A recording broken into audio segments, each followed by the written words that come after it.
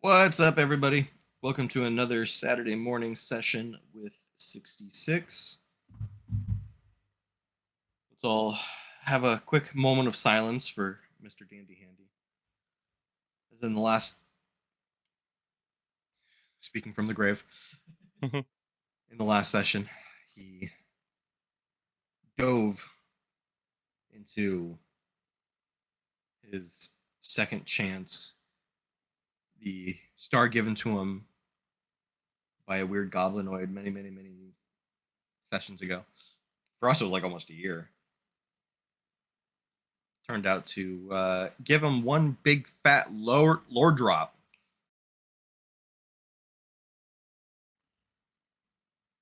So let's do a recap real quick. Revalor had like the most boring 2 weeks of his new life.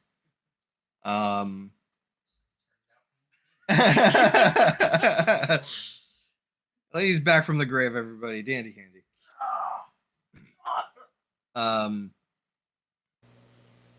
So that's what you call your toilet? Not like the Oval Office, but the grave. Only until you open the window. Until you open the window. That's where his food goes to die. I have my headset in. I was listening to the conversation. All I can think of is the scene from Rick and Morty. Fuck you guys! I see you playing Minecraft. I have you on satellite. And I have you on headset. Don't you tell me rip in peace. I'm still alive.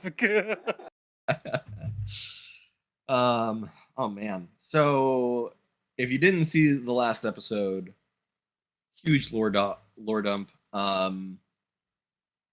Revalor had a nice, boring 2 weeks with his brother doing kingly duties. Finding out that there's an investigation against Connor's mom with wrongfully imprisoned people. Who would have guessed?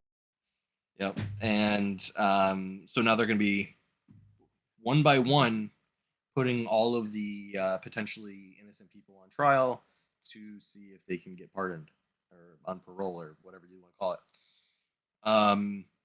And most importantly, they decided on chocolate cake with cherries for the coronation party. Don't know why I came up with that. I don't like chocolate nor cherries, but it happened. The cake is a lie. Don't tell him that.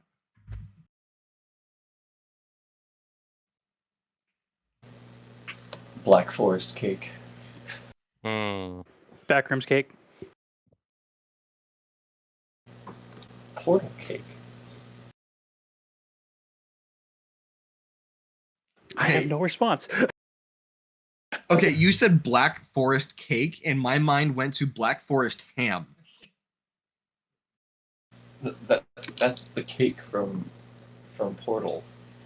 The cake that is a lie. It's Black Forest cake, like the style and everything is from Germany. Mm-hmm. It's an actual thing. And it's not just ham? It's actually delicious. Ham. Yeah. No, cake. With frosting and cherries on it. There's no cake. The cake is a lie. But there's also no ham. The ham is a lie? The cake is a lie, but there is a cake at the Society end of lies. Portal 1. Who has the cake? Who has The really, really important things here. I'm going to change it from Dungeons and Dragons to just chatting. We're going to go on a debate on what's better. Fake pie or fake cake or fake ham. Now we're talking about pies, people. Let's go. Liam would be proud. pie. Liam. Yeah. Campaign 3 reference. You won't know yet. Okay. Anyways, so yeah, that was the slow going Revalor story. But for Dandy Handy, things were much more exciting. Jojo. Dio. Oh. Again, I don't understand these references. I hope they're okay. He died. But did I, though? You did. Multiple times. And you met the Grim Reaper, essentially. He's nice. You burned him. His fault. Pretty sure it was Kuzo's fault. Kuzan. Isn't he from Avatar? Yes. Minutes till Avatar reference. Congratulations, guys. We made it 5 minutes without making an Avatar reference. I'm proud of us. Anyways, so you dove into a portal, met the BBEG known as Vel, Oh, Vel is the BBEG? Evil leech guy Oh wants to my eat us all. God. That represents a big bad evil guy, right? Right? You're copying my campaign. What do you mean? What do you mean? What do you mean? Yeah, his name is not Dormammu. It's Val. I didn't steal from Bloodletters. I stole that. I stole that. That was cool. I stole that. From another Okay. plane of existence Okay. outside of. Galactimus in the DC world, like, bruh. This one has tentacles though, isn't a four-eyed, multi-armed, fleshy. He's going for the books. The rule lawyer is in play. I don't even. I don't. He's wanna, flipping to the delay picture. campaign. Looking for the ugly leech thing. Images can only be flown in from your imagination, folks. This is live events. Live events. Are you looking for an apple? You are looking for. That motherfucker. You are looking for an apple. That motherfucker. Yeah, I died like for 3 days of that thing.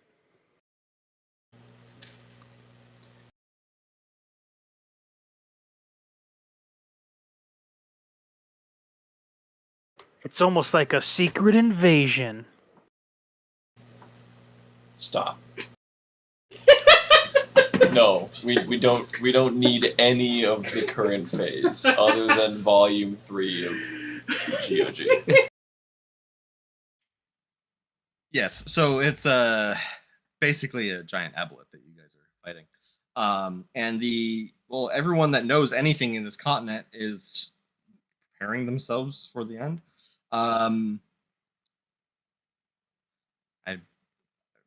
I don't get the correlation between the two. I mean, yes, I stole the world eating thing, but I told you that earlier.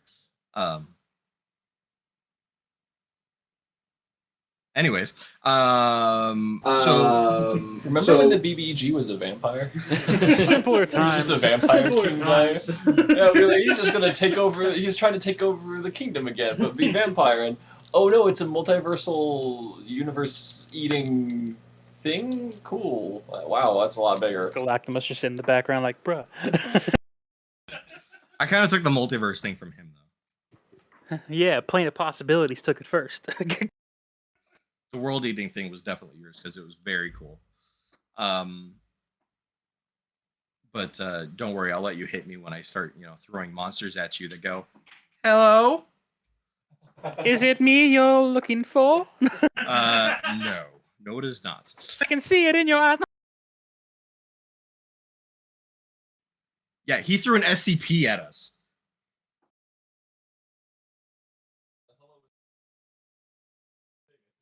Oh, I thought the hello was a SCP. Oh, I thought You said SCP, I just heard super creepy penis. What's SCP? Oh, right, you're a wuss. Thank you. We'll show you SCP No, stuff we after won't. this. He will cringe. Burst to flames? What do you expect from me? Burst to We'll flames? torture What do you your expect from campaign. me? This guy won't even play Phasmophobia, okay? Oh, for playing horror games, then yeah, I'll opt out. It's fine. It's fine. You can leave me out. It's not even a video game, is it? Is it?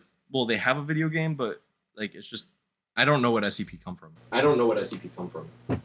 Oh, okay. I think of Phasmophobia. I was like, what do you mean? No, I'm talking about the selling SCPs. Like No, I'm talking about the SCPs. Like, that's just it's internet forum thing that people use to create other things, but it started out as Got it. It's So it's that 4chan. TikTok thing. Got it. They So just it's make 4chan. monsters, and this organization is meant to keep them a secret, and they're studying them. And the guy is always like, subject number, whatever. subject number, whatever, and yeah. Hey guys, let's get back. Reverb.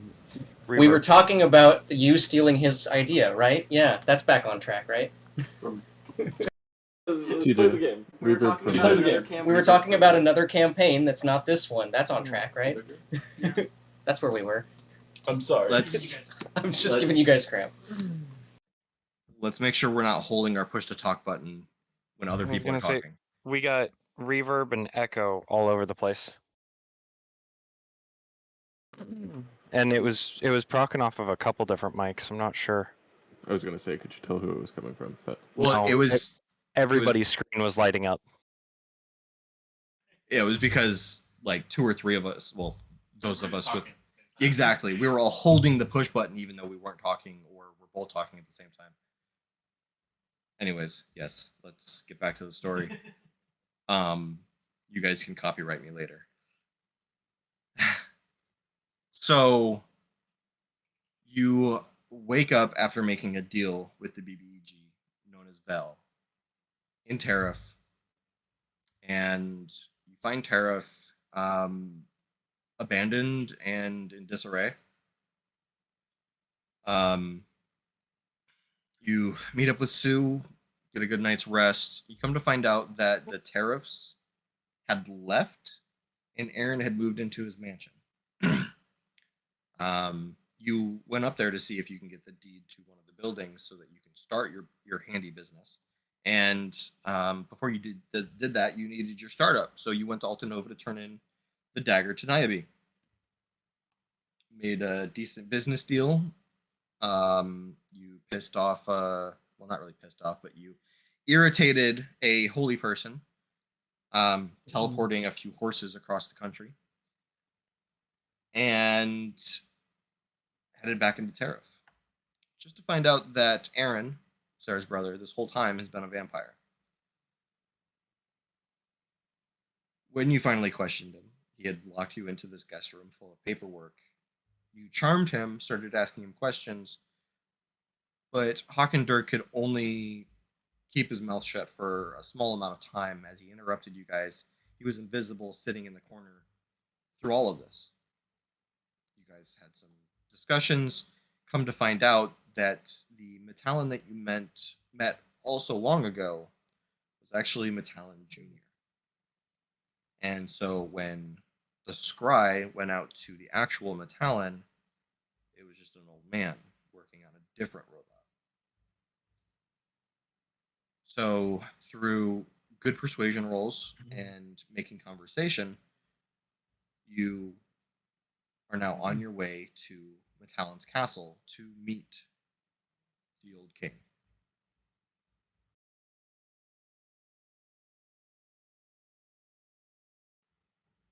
Any questions? What's Connor's downtime look like? I don't know. We're getting to that. So in today's session, we will be focusing on Connor and Creorn's downtime, and the coronation. And so I apologize. This will probably be the least that Dandy talks for a while. Try not to fall asleep, buddy. So let's go ahead and get this rolling. Creorn, Yeah. you are doing research. You've got a few things in mind, like shopping and stuff like that. But let's handle some lore real quick. Okay. In two sessions ago, You researched Cavalli. Mhm. And you found that he is essentially the Grim Reaper of this world. He takes souls from one realm to another. On the list that you have, who would you like to research next? Or you can further research into Cavalli.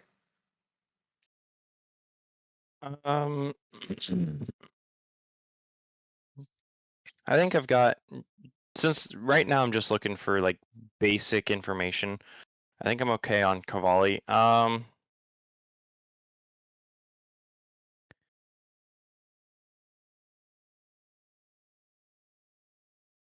1, 2, 3, 4. I'm gonna make a roll. I'm just counting how many I'm missing so far.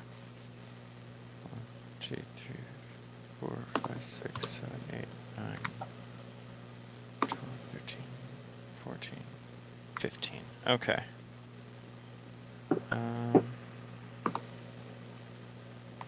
I forgot to tell you.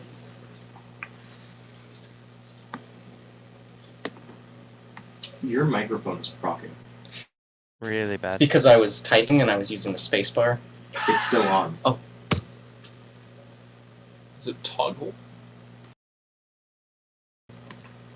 It's on.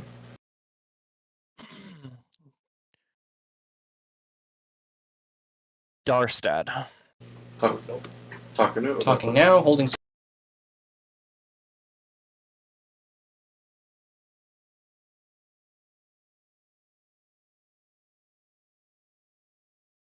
Let's go with Darstard. Dastard Beg. Dastard. Okay. I had it as Darstard, so. No worries. Oops. It is you read the name and you kind of chuckle a little bit. Dastard Beg. You feel like those two of those letters should be backwards. But go ahead and make your intelligence roll. Just straight intelligence. That's just a straight D20 for me. 16. Nice, easy enough. So you find that Dastard Beg is a horned orc artificer. Very unique. Most orcs don't have horns, but he does. He is relatively well armored, and he uses a giant claw on a chain as his weapon. And reading through it, you find that his last known approximate location is in the Balanos Forest, spelled Balenos.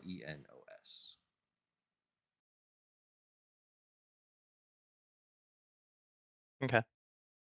All right, give me another one.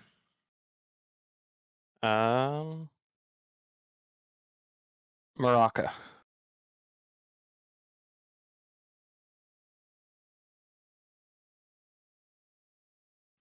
Okay. Could I possibly help him with this? Absolutely. If you can find me, because this library's huge. Connor has been mostly aimlessly running around the castle. I have an idea for him, for him to do, but like in other downtimes where like he could help out crew on research stuff. So, you guys can either both make a roll for Maraca, or one of you can do with advantage. Would this be investigation or Sorry, history? just straight intelligence. I think Krioran has higher intelligence than. My intelligence mod is 0. It's just a straight roll for me. Never mind. What is Connor's intelligence? I think it's also. I think you guys are both 10. Yeah.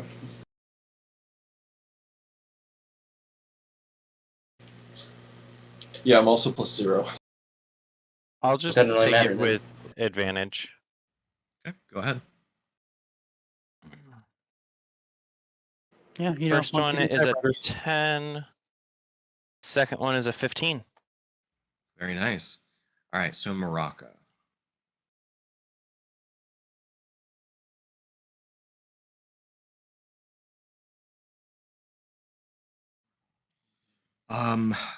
There's not a lot written on Maraca.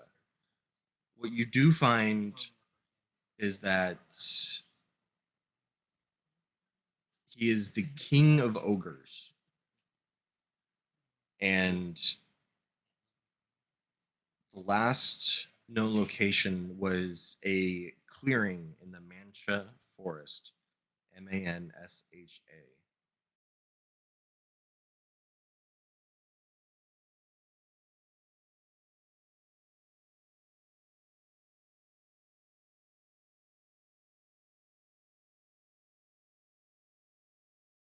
Okay.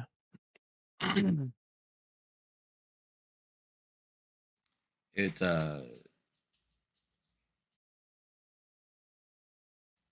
shows that there's a rough drawing of Maraca, and it looks as if he's armored. But upon closer looking, you see that there are crystals growing out of his skin. They're black.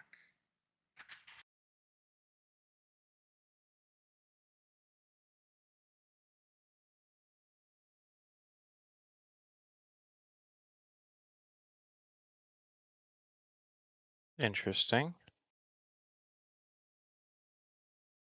How many names are you giving me?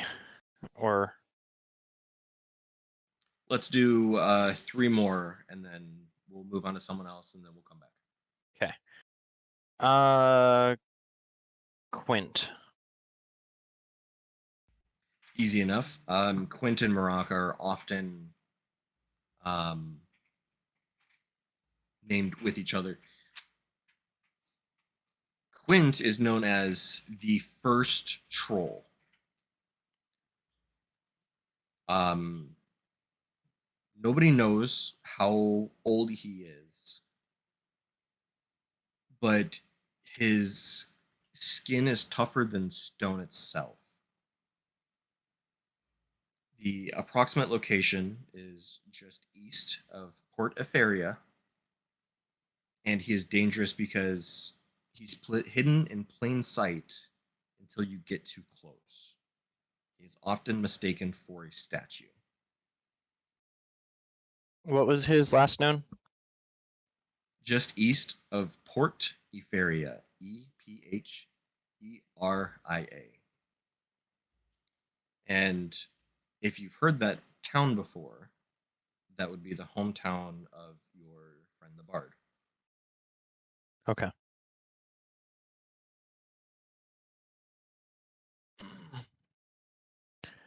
Um,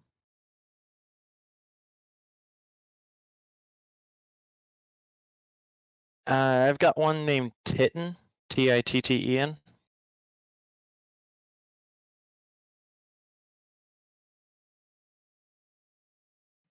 Titum. Titum.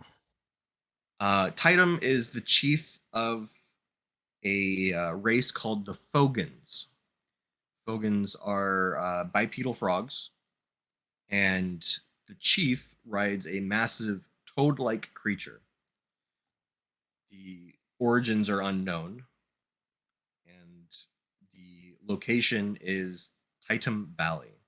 It is southwest of a small town called Moyquin.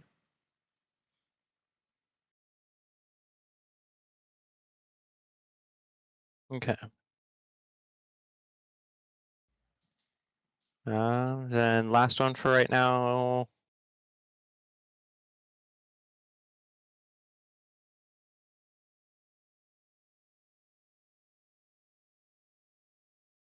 Who is Ved?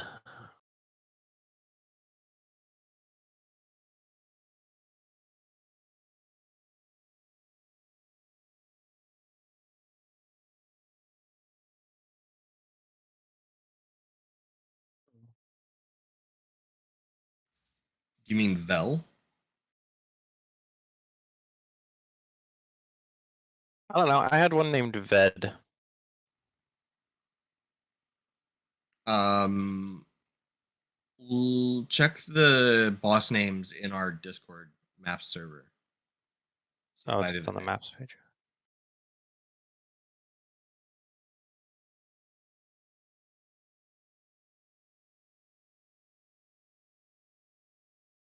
Um,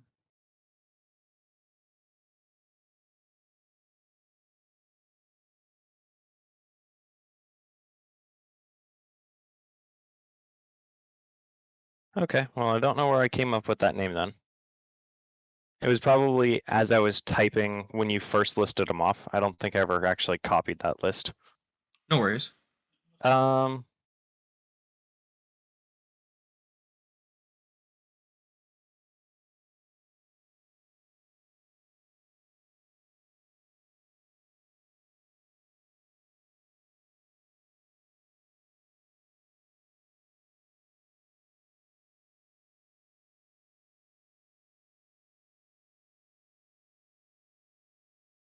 who is it Sunil?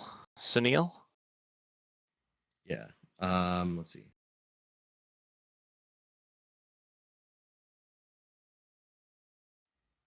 So Neil.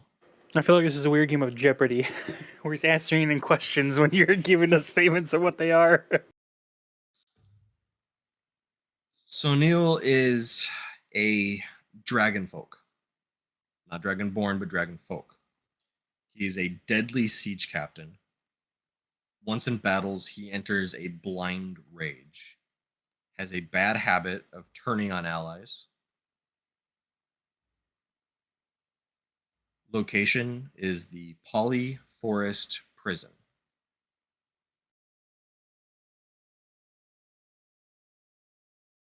Okay.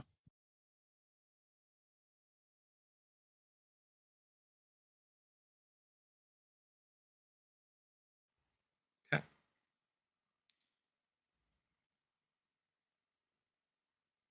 Um, Moving on just a little bit. Revalor. You find your way over to Legenti. Um, you know that your family is going to be coming here soon. You wanted her to look and investigate the safe, but also you had a few ideas that you wanted to maybe have made either by her or another artificer. And so you go up to her and knock on her door, and she lets you in. How can I help you, my king? Have I requested anything from her yet? No. Okay. I was looking to perhaps use some of your expertise um, and have an item constructed. In fact, perhaps a few. Do you think maybe we could look into that? Absolutely. What are we aiming to achieve?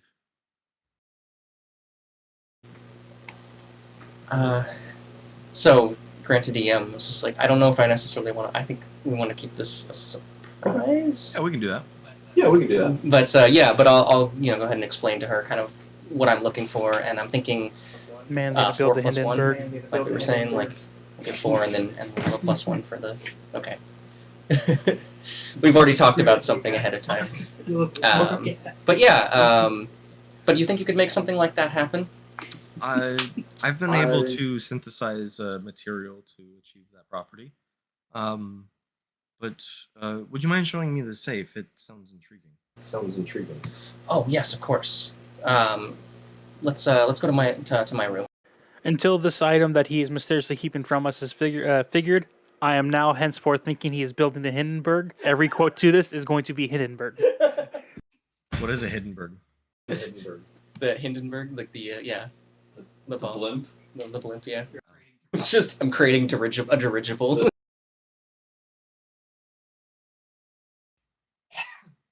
Effectively, the Hindenburg was the inspiration for the Fire King or the Fire Nation's airships. Gotcha. Think that, but filled with helium. Right. Right. Hydrogen. That's why it blew up. That's right. So you take the Genti into your room and you pull this painting of Mittalon's castle, swing it open, and you see this very intricate steel lock with a lot of like copper interlocking pieces and stuff like that. And she's kind of investigating it, and you see her eyes flicker a few times. She casts Identify. I'm afraid that I can't do much to open this. It would take a master thief. But um, are you just trying to find out what's inside? You don't have the keys? The keys?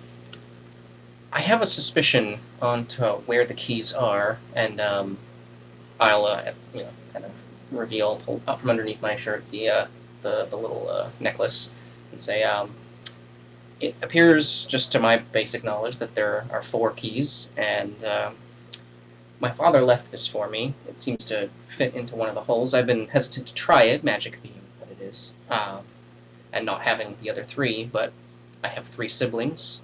One father that gave me this, so I have a suspicion where the other 3 are. If we had all 4 of these, do you think it would be a simple matter of just putting the keys in the lock, or? I do. There's interestingly enough, there's a magical component. And now that I see the key, I understand that the magical component is actually based on the reaction to the kappa of the locks, and each reaction appears to be different. One turns cold, one turns hot, and one is based on pressure. The other turns. Looks like a threaded barrel, and so you just enter it, and it spins. Um, like I said, a master thief. I don't have the hands for it. I could tell you the content inside if that's what you're looking for. That's what you're looking for. Yes. Before we open this, nearest that I can tell, this safe was only meant to be opened in dire circumstances, so it'd be good to know what's in it before we open it. Plus, you also remember that this thing has a detonate thing if it's been messed with.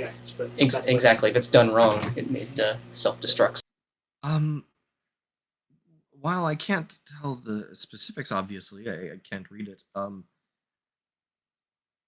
see your eyes flicker another time.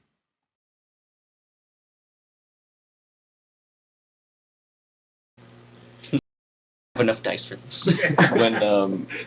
When you guys, so when I was watching the previous session and you guys were like talking about the box, I pick locks for a hobby, and so I was going through like, how would I open this? And I came up with a few plans, but one thing that's threaded in, like one key, that totally changes things. But I'm still thinking of like, how would I open this? If I was a rogue, how would I open this? Right. So the two are like they chemically mix with the type of stone. So like one freezes and makes it excuse me, makes it solidify. The other, the copper kind of mushes together with the heat that the stone and the copper create. The other two are pressure sensitive, so one just goes in and it's a simple lock, but the other has a threaded barrel, so it causes like a whole like clockwork system, which reminds me of this really cool thing that I have up there. I have Da Vinci's clock. I get to put that together eventually. Sorry, sidetracked. Anyways, so a very intricate box. But she flashes her eyes. I of course I can't decipher the location, but it's a teleportation scroll. Interesting. So it's just a teleportation scroll in a safe. So I guess it must contain the coordinates to a very important location. And that's the only thing I can think of. That's well, very well. Thank you. I will be consulting you further on this matter when I obtain the rest of the keys. But I do appreciate your help. Absolutely. I'm happy to help. Anything you need. Thank you. And in the meantime, is there anything that you need? You well stocked on supplies? You need anything for your workshop? Oh, make an insight check real quick.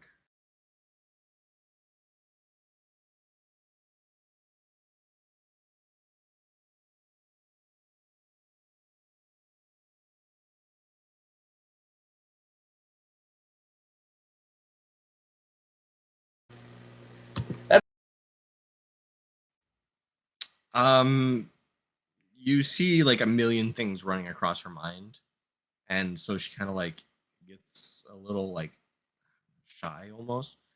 No, I think I'm good. I should probably get back to work though. And that insight check, I probably wouldn't have any reason to doubt her. So, okay. Just reach out to me if you need anything. I'm here to, I as part of my kingly duties, I want to make sure that my people are taken care of. You notice that her cheeks You notice begin to that her blush a cheeks little bit. begin to blush a little bit. Okay, thank you. Okay, thank you. Can you feel the love in here?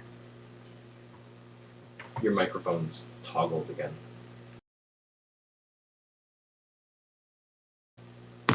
That's very.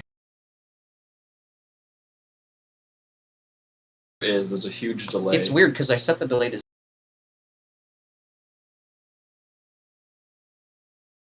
Clean the maybe. laptop. I think it might just be like because I'm doing it through the internet. Maybe it's just not procking sometimes, and so it thinks I'm still pressing space. Yeah. Cool.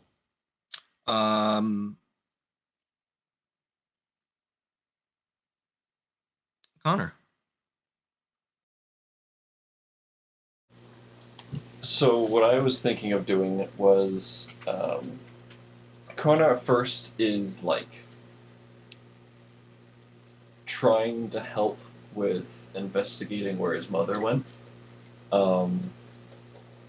until he one day, after like morning, scripture reading and meditation and prayer, sort of realizes that like hunting down someone isn't what he's about, and what's not what he should be doing. Um, leave that to the authorities, and he's helmet about protection, not vengeance or hunting. So on some off times, he's helping Friorin find books in the giant library. But now that we're not having to meet secretly from the rest of the council or anything. He goes down to the ruined Temple of Helm with his gloves, and he's going to start cleaning it up. He's going to raid the servants' closet for like water buckets and brooms and stuff. And he's going to go down to the Temple of Helm and just start throwing out broken stuff and cleaning up the place best he can. And he's going to do that for a while. Maybe spend some extra cash he has on like new furnishings and stuff. Clean up the sign and all that stuff. Grabbing the ledge and getting some servants to pledge.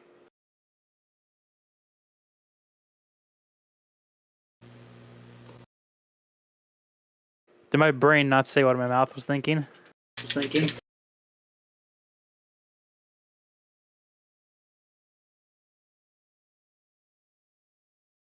He's grabbing some lemon and some servants to pledge.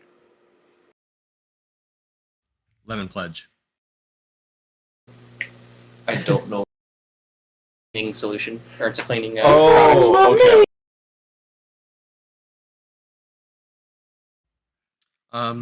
That's awesome. We're getting help from our friend. Doing this a lot, Don.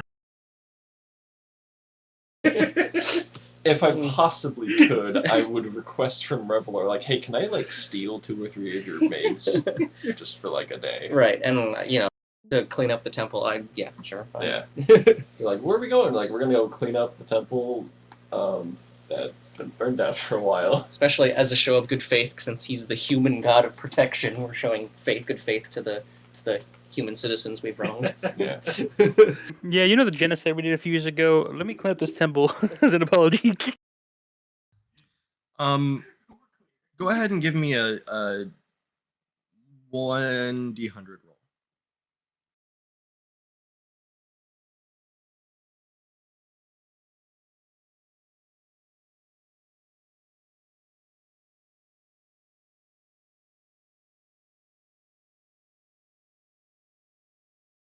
Is it 40 or is it 50? That's always confused me.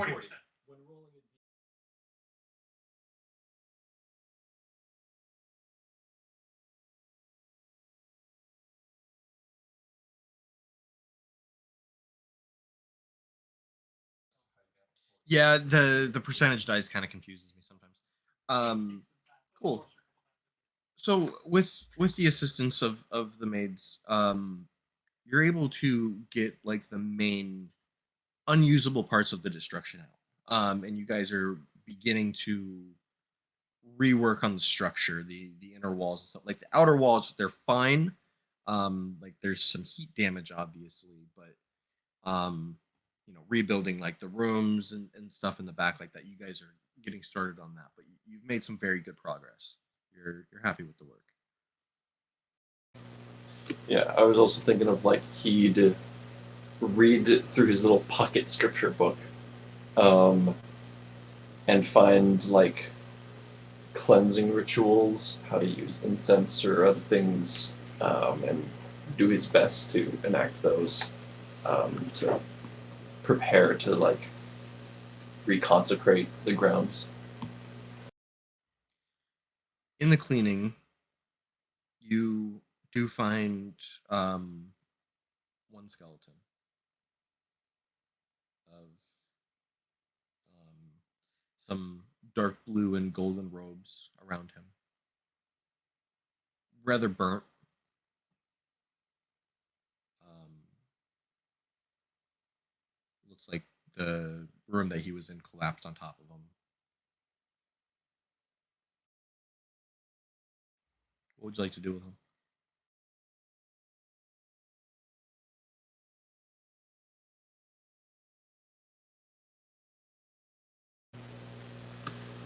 I mean, there's probably not any like physical paper records left inside this place. Try to figure out who this was, any other records or talking to. I mean, elves are long living, and this only happened a few years ago, so it wouldn't be super hard. But figure out who he is. Try to arrange a proper burial in whatever garden, um, or if this is like Catholicism, bury him underneath the altar of the temple, or probably graveyard.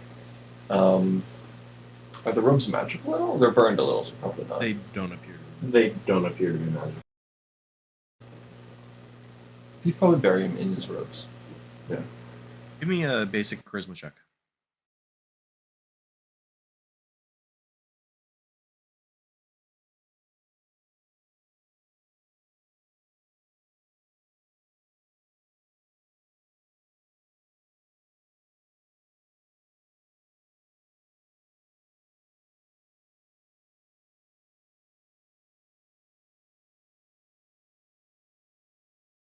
Smitty Werber Jaegerman Jensen.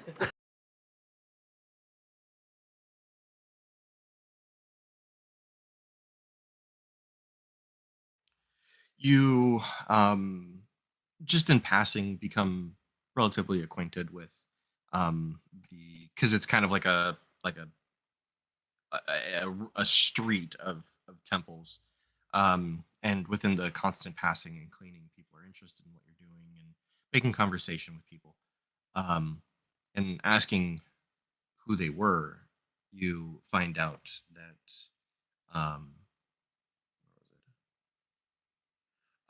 the priest's name was Jamie Drucker, um, and that they actually moved there. He has no family here,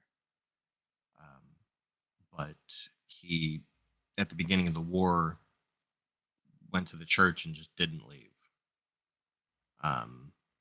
Spent the last over 20 years in the church doing his best. So was he a priest, or okay? It wasn't just some the guy who moved in, had a nice robe. Like, Yeah, that was his home, and he did everything he could not to leave because of just the everything that was happening or on the way of happening. It was a scary time for him, but he knew that he needed to be there, and he held that job very close to his heart. Apparently, all the way to his death. But the locals, how much time? You've got approximately 3 weeks of downtime. How much time do you spend on this? I'm cleaning up the temple. I would say maybe like the first 4 or 5 days is him just milling around the castle, like what the freak am I, what to do. Helps out Creon a little bit. But then as he like takes a walk in the town and sees the temple, he's like, oh, clean this up. So he probably wouldn't clean it up, spending most every day, other than days to like rest or do other things. So of the 2.5 weeks left, maybe a total of 14 days of cleaning up. That's half a fort. Oh. Nice. With talking with people of the other temples, despite being of other faiths and your natural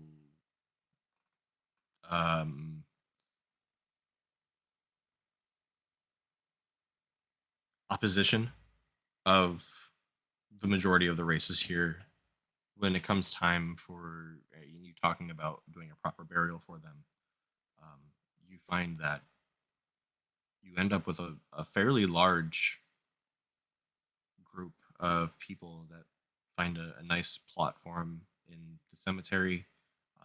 There's a very beautiful field very nearby that all of the temples share. And of course, each person or each church has their own rituals and stuff like that, and they do their best to communicate with you and find out what the proper way for a burial of a member of the helm is, and do everything that they can to be respectful and helpful. It ends up being a very nice ceremony, and it's not as sad as a typical ceremony. After all, the place had been burnt for a couple years, a year or two, and it's almost more like a celebration of life. It's sincere. It's nice.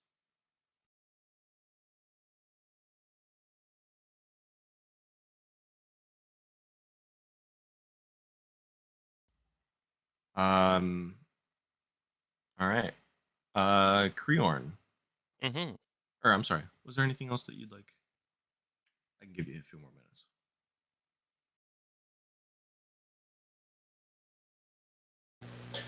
He'd continue writing letters, putting his bag, but other than that, unless someone grabs him and needs him to do something, probably not. All right. Creorn. Let's get a couple more names in there. Okay. Um.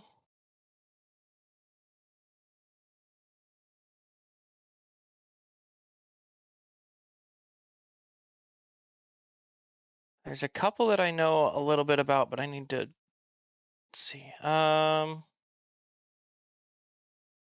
the roles are basically like how much information you get about these guys. Um, and with 3 weeks, you have about enough time to learn about almost every single one of them. Yeah. What I'm hoping is kind of just like get a little bit of information on all of them, and then on a couple of them get a lot. Kind of like with Cavalli, how you gave me the dossier on Cavalli of like, there's people who have died and come back to life and said that he's a horseman, stuff like that. Just get the basics and then be like, okay, this one seems like it's gonna come up later, and kind of get So research them all and then fine tune the knowledge in a couple of them. It's kind of my hopes. Of course. Let's. Who is Gaiath?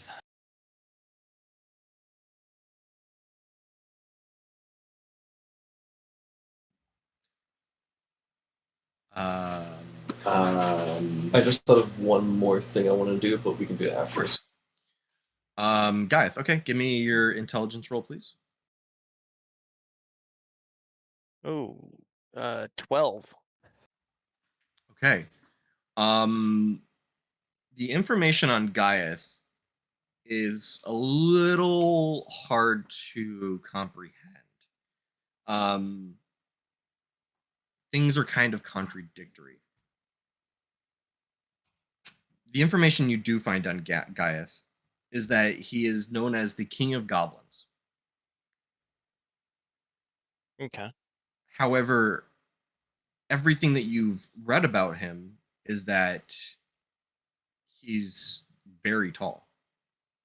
Like 7 foot, super scrawny and slender. But it's kind of hard to kind of see how a goblin could be so big. And you said you rolled a 10? 12. 12. Um,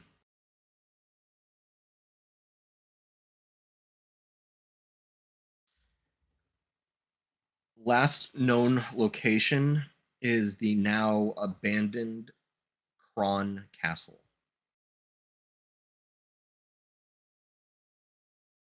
Okay.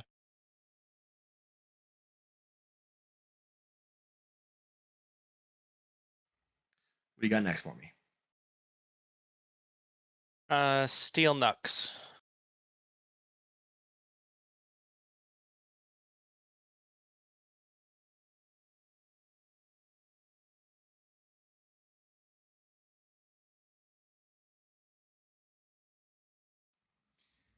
I'm glad you asked. This research is going to take you to another name as well. Okay. What you find sends chills down your back. Go ahead and give me a intelligence roll.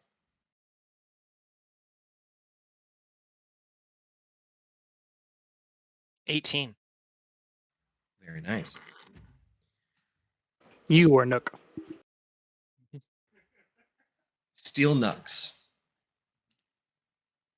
shows a rough drawing of a man that you've actually seen before.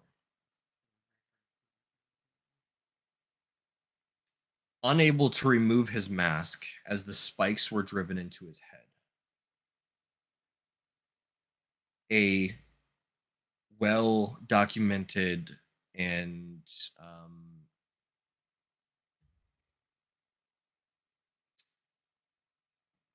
what's the word? Fanatic for Zarka.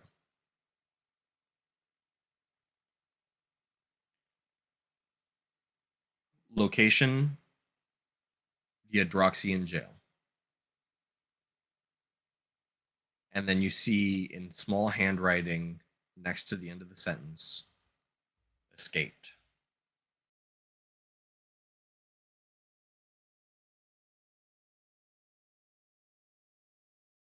Was that the two ogres that escaped?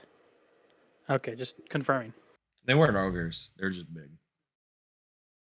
And what's the second name that is paired with that? Or was that the lead into the other? That's the lead into the other. It gives you like a little wiki page of people also look up the name Muskin.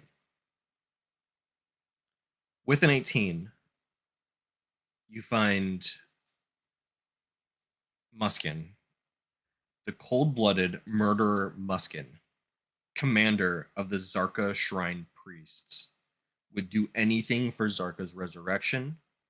He wears a helmet that covers his entire face to hide his appearance after being struck by an early sacrifice. His weapons of choice are also cover or his weapons of choice also cover both of his hands. Getting hit by those fists will leave you short of breath and gasping in pain. Last known location, a Droxian prison. And again, handwritten next to the end of the sentence, escaped.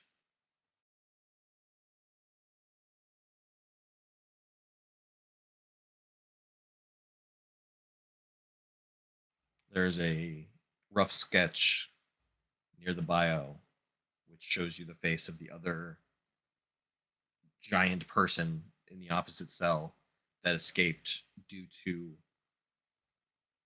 Revalor's cat that wasn't in his control. Bell's putting in work.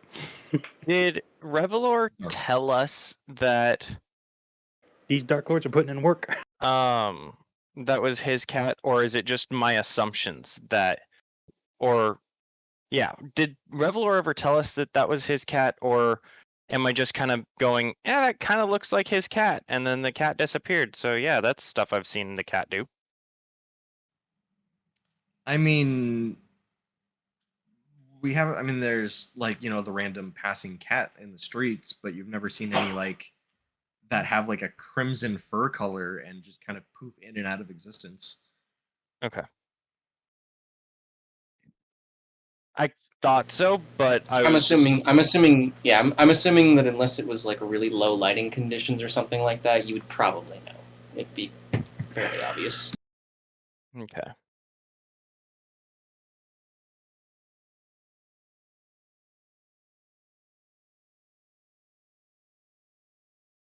That also gives me some good ideas of something else. I'm just kind of going through and I'm looking for one name, but I don't know who it is. So that was The name you're looking for is not on the list. okay. Which is good because it was one of those things of like I'm looking for this name and I'm hoping I don't find it. You do not find it. Okay. It would make more sense if you look up some other names. You'll find that some things are either redacted or just straight up missing.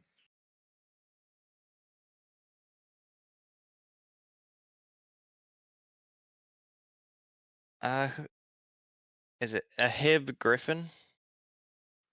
Okay.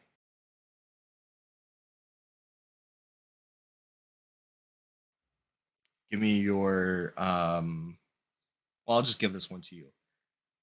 Okay. The name is listed. Location is the Navern Steppe. It's east of Grana. Level of threat is high. Origins unknown.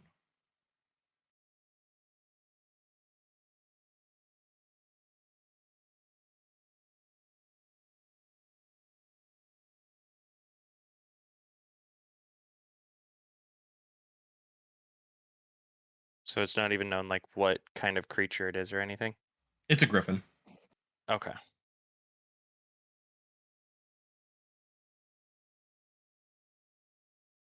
Ronin.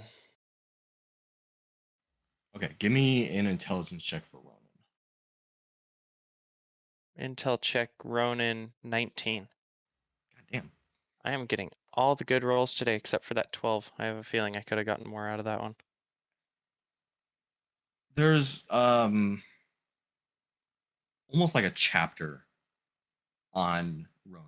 A lot of really good information. Okay. There is a drawing of a very large centaur-like creature with almost like tree branches coming off of his head for horns. And the information that you get is along this. Ronan, a centaur. One day, a long time ago, the sound of hoofbeats rang throughout the sacred forest. The forest spirits could not sleep due to the foreign sound. The next day, the owner of those hooves revealed himself through the thickets. The forest spirits called him Ronan. When he grew to maturity, Ronan swore to protect the forest in which he grew up. The forest spirits were touched by his oath and blew into him the breath of the forest. They also granted him the spirit name Forest Renaros. After receiving the power of the spirits, Ronan now looked almost like a god of the forest. The tree leaves that cover his lower body grow mysteriously, and his upper body looks as powerful as he is brave. This half man, half beast shows no mercy to intruders, but is said to smell like the amaryllis flower. Location redacted.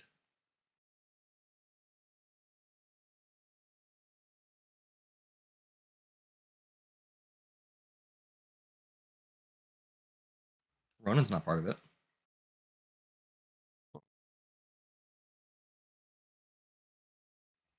The That forest only might be gives on there. that only gives me a couple more names. Cool. Often.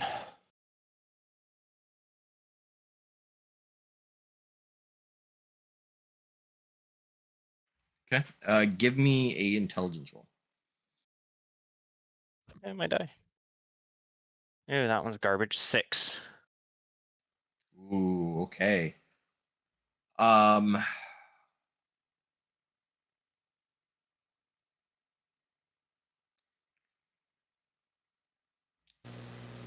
Could I assist? I will let you assist because this is a big name, and I want to spill the beans. And this name brings up another name. Roll. Yay. I think he said roll again. It was kind of hard to tell. He did. Okay. That mic picks up the air conditioner really well, and so there's a lot of background noise when you talk. The air conditioner's not even on. Oh, then it picks up something. I'm not sure what. Yeah, the input is a tad bit grainy. It's okay. Okay. Hey, it was worth it. 18 for that one. Very nice. Okay. Thank you, Connor. I'm just imagining Connor like picking up a book and turning it the other way. Just- Oh, this one's Elvish. Look, it's or this one's this Dwarvish. Try holding upside down. Okay. Often.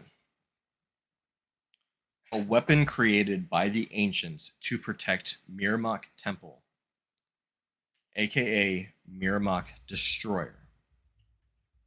A pilot known as Often Tet was given the sole duty and power to protect the temple and now ruins of Miramok.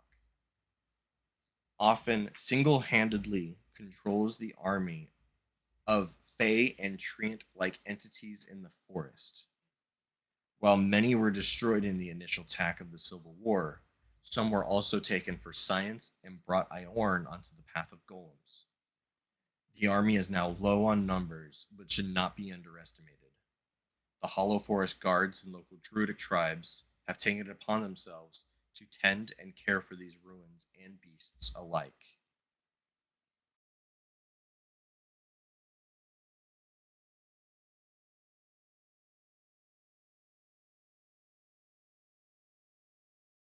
Whoa.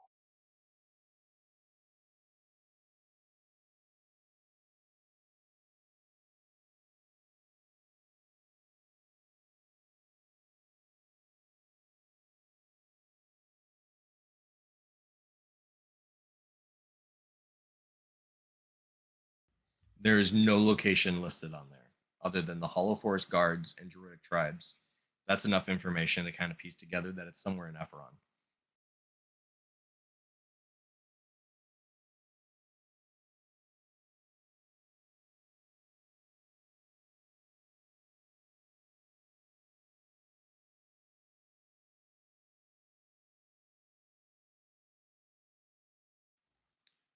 And I think you've only got a few more names, so let's let's take a quick trip with someone else. There was another thing I wanted to do with Connor. With the back and forth letters, hearing about the amount of refugees heading to Glish and the troubles they're having, and like Dandy went home, so we were done. And sure, there's like further stuff to do, but while sitting around and cleaning up, he's gonna take a quiet time to seek guidance to see if he should go home and help them out. Or if he's needed to stay where he is for future endeavors, or yeah, if we should go protect people now.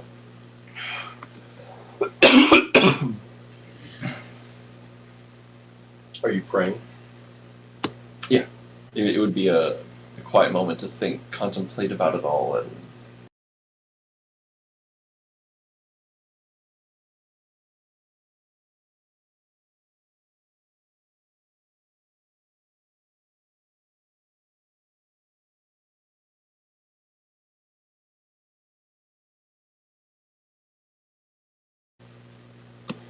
this would be seeking answers from a god who can see a whole lot more than Connor can, knows more things that are going on, and where he may or may not be needed. But yeah, I felt like it was a thing that he would ask, because You take some time and do your ritual. You ask Helm for some advice.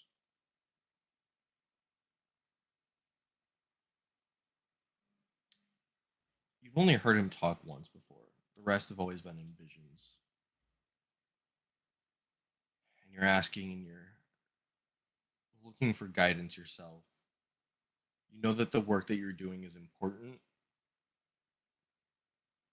but you're not protecting anyone. You're just filling time. Like, the ends justify the means, but you could be doing more in this time of war.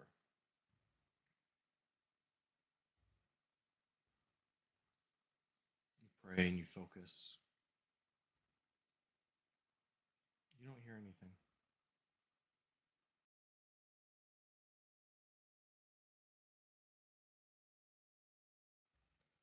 Take that back. Make a religion check. You know what? Nah, I have something to say. Your God's just coming down. Your God's just coming down from above. it's like he doesn't hear anything for a while, and he's about to get up At when first. something Yeah, happens. exactly. At first, you don't There's- hear there's- anything. My There's- religion is. Man, I love D&D Beyond UI getting in the way of the number. There's pros and cons to a coin let's see. throw. You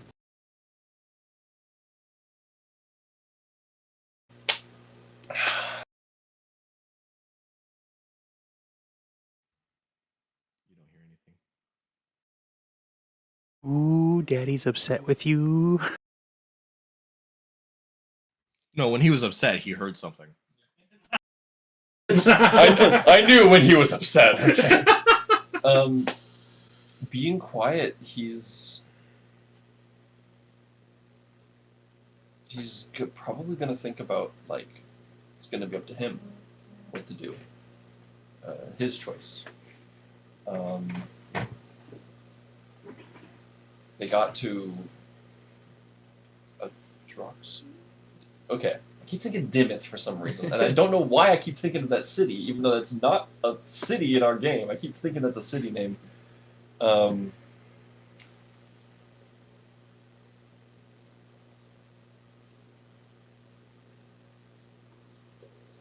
That's really tough, because I'll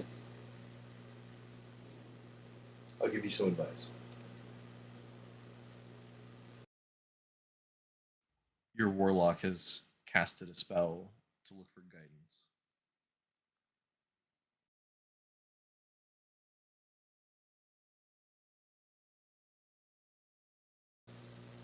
Like, you mean in the past he has? Right, But I'm get that was using devil magic. It's just magic. It was just magic. Use the force, Luke. Everything Revalor does is devil magic. He got his powers from a weird demon cat. Everything he does is devil magic. He's doing his way to get guidance. Pondering, thinking, prayer. This man is devil magic. So when you become king, like, I feel like Connor would want to go home to help out everything that's happening there.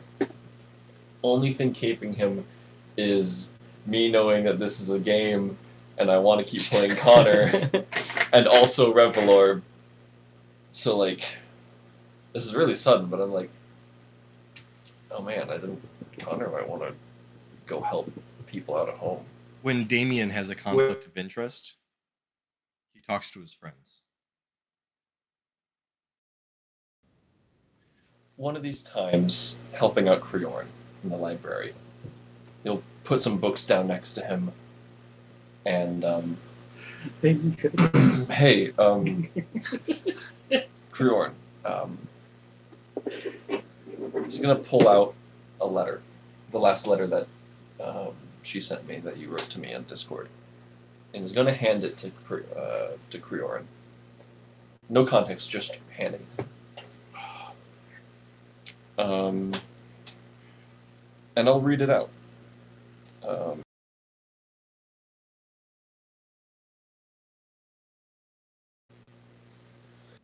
letter reads, Connor, I'm glad to hear you all right. A personal guest of the king sounds fitting and comfortable. I certainly miss you being here. I think we all do. The amount of refugees here are extensive.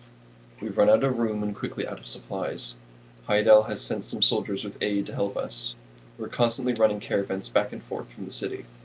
We've been trying to send men across the swamps to help people get here from Serendia, but we don't have the people to spare to fight the beasts. Unfortunately, not everyone is making it here.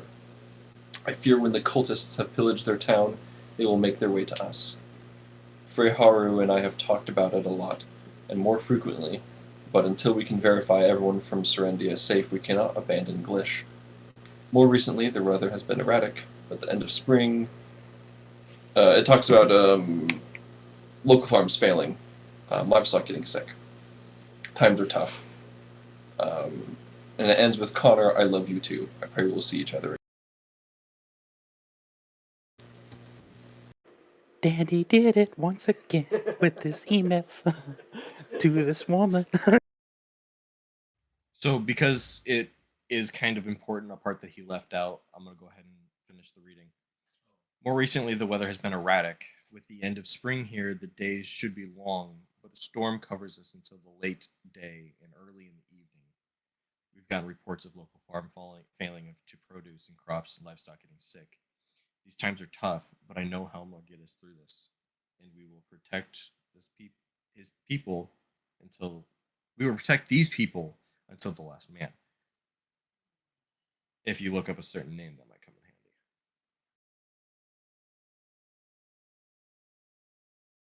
in handy. Okay. I'm wondering what I should do. I mean, there's talks of, things for us to do from here on. Our group. But I'm not doing anything here. I'm cleaning a burned temple for reconsecration, but I'm not a priest who can do that.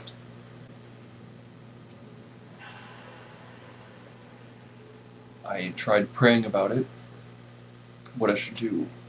I should stay or go help those in need right now. And I didn't get an answer.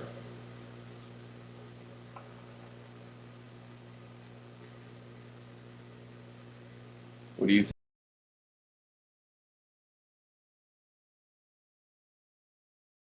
It's a very tough decision, and he'll pull the letter, kind of just reading it over once again, shut the book, and kind of put it down next to him. I'm gonna post the letter in. I'm just gonna copy it and put it into the Discord chat so everyone can read it. Because apparently the storm thing is.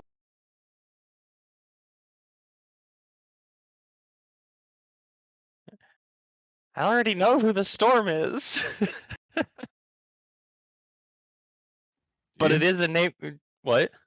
Do you? I'm like 99% sure. All right. Can I see it and test if I know? Or should I keep reading?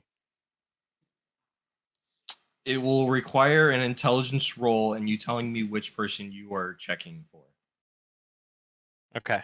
I'm gonna read the letter again, but I'm like 99% sure.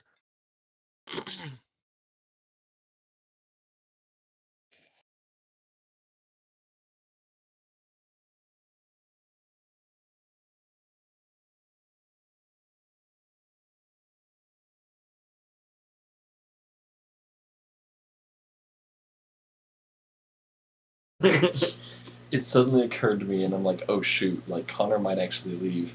If he does, I'm gonna be the one making a new character. Against all expectations. Right, like. You want to take mine? She's pretty cool. No, I can come up with either Xanthium or some other. Yeah, some other. Can I make my intelligence roll before I give my answer and look for a certain name? Because seeing storms triggered something from what we were told a long time ago, and I'm just curious to see if the information is going to pair up. Sure. Yeah, go ahead and make your intelligence roll, and based on that roll, I will give you the information of which Titan you ask about. Okay. Come on, good roll. Okay, it's a 15, and it's Coronda, the fabled queen of the harpies and the Stormbringer. Interesting assumption. Coronda, Harpy Queen, the Stormbringer, constantly fights with the Delphine Knights as instructed by the former holder of the Darkness, Belmorn. Zarka, along with his powers, were sealed away many years ago by an alliance of many heroic men and women. Approximate location, mountain range between Calpheon and Hydel.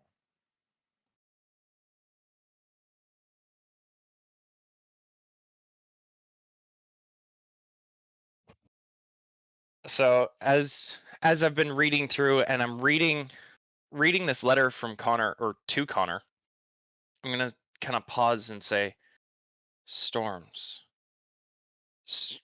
Where have I? I'm gonna go flipping through the book, and I'm gonna pause on the Coronda name, and go, hey, check this out, and I'm gonna hand him the book. Do you think this has anything to do with Coronda, the Titan?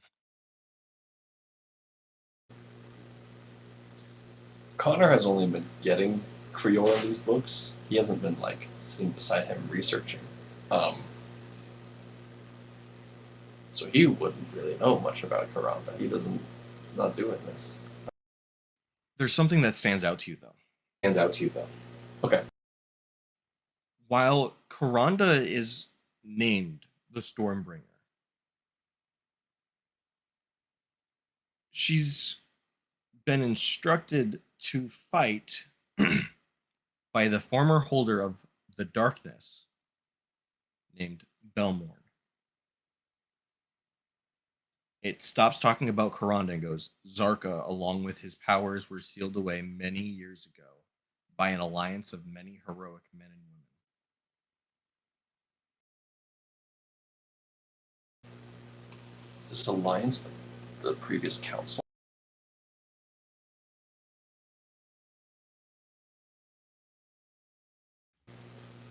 And if this person got free, sounds like more fighting would happen. Go ahead and, together, each one of you, Mhm. You guys decide, screw it. Let's click on the wiki link and find out what Zarka is. Go ahead and find the books. Make an intelligence roll. One each, please. 15. Death. Death is an easy. 17. Like a romance, you guys both reach for the same book. Oh. Our hands touch, and I look at your eyes and say, I got this one.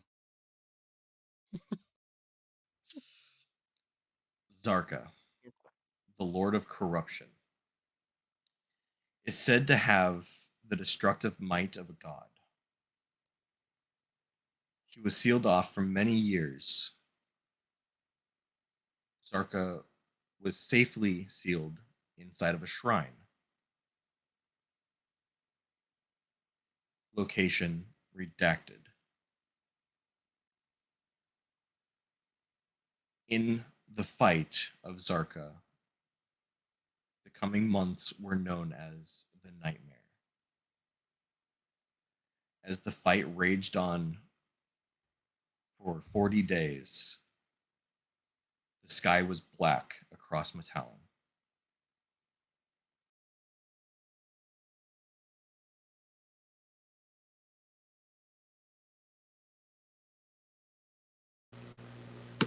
And Connor has heard me mention Zarka at this point. So Yes. yeah, because when we were having our little heart-to-heart in the remains of that temple, I did basically mention Zarka to you. I was just like, yeah, that's basically. I'm afraid that I might have loosed Zarka upon the world, or at the very least, I may have set things in motion rather to release. Oh, Zarka's your freaking patron. Yes. Okay. My I figured patron that eats out. yours. It's been a few weeks. Yeah, that's why. Yeah. Pressure. Sorry.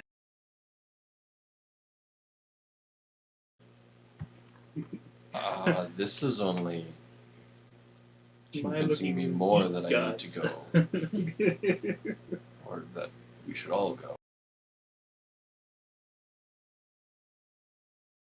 That was more what I was going to get at is you alone, I don't think are going to be enough. However, the events that are apparently unfolding near, I'll kind of look at some of the names and, you know, not terribly familiar where these are, but, you know, the events that are unfolding, they're involving names on Vel's list, and that really only ever means one thing.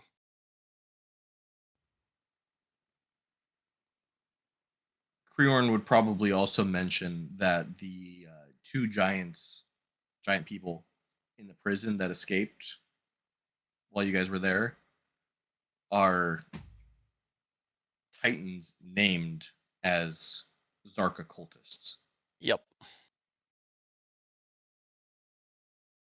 And I'd flip back through the book Alright. and show the rough sketch of Nux and Muskin,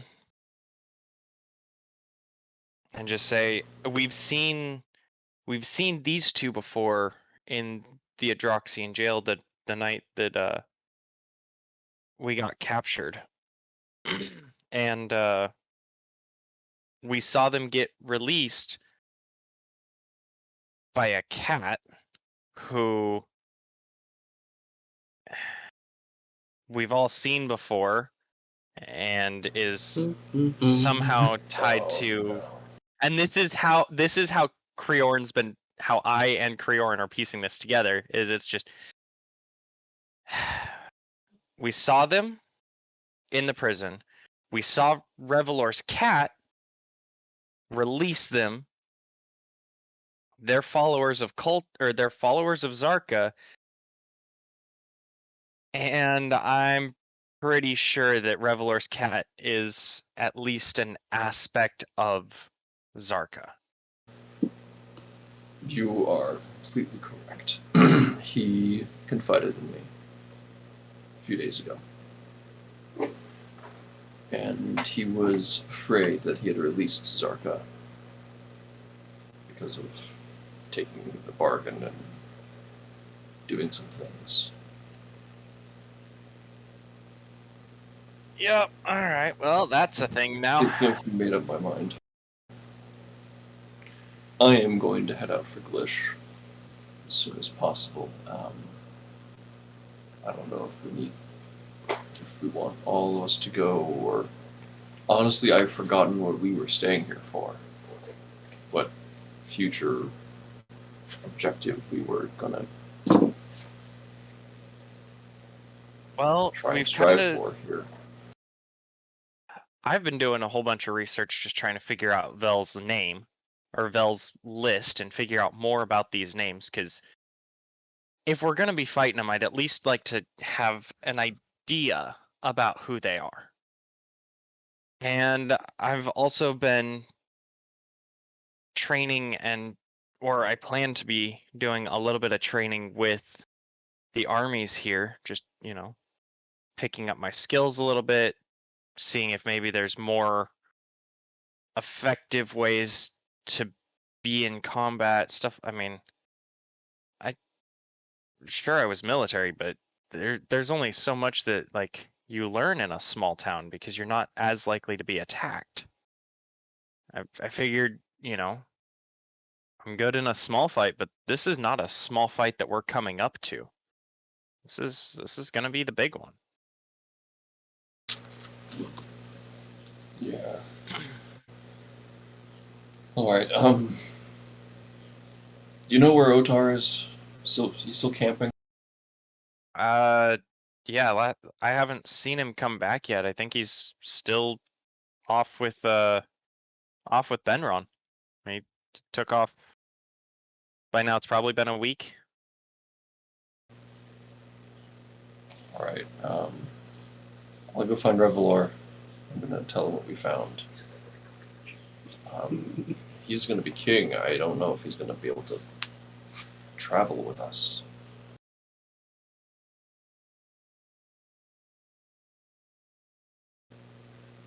Well, I'll see though. Yeah. Would you be coming with me, or are you going to stay? I won't. I can't just stay behind and ignore this. And realistically, my reason for coming here has been complete.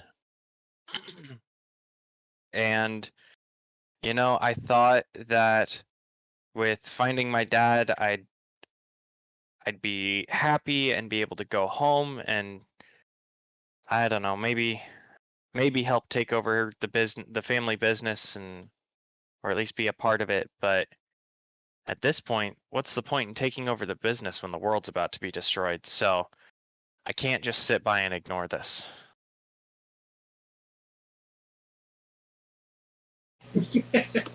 It'll good to have your arrow.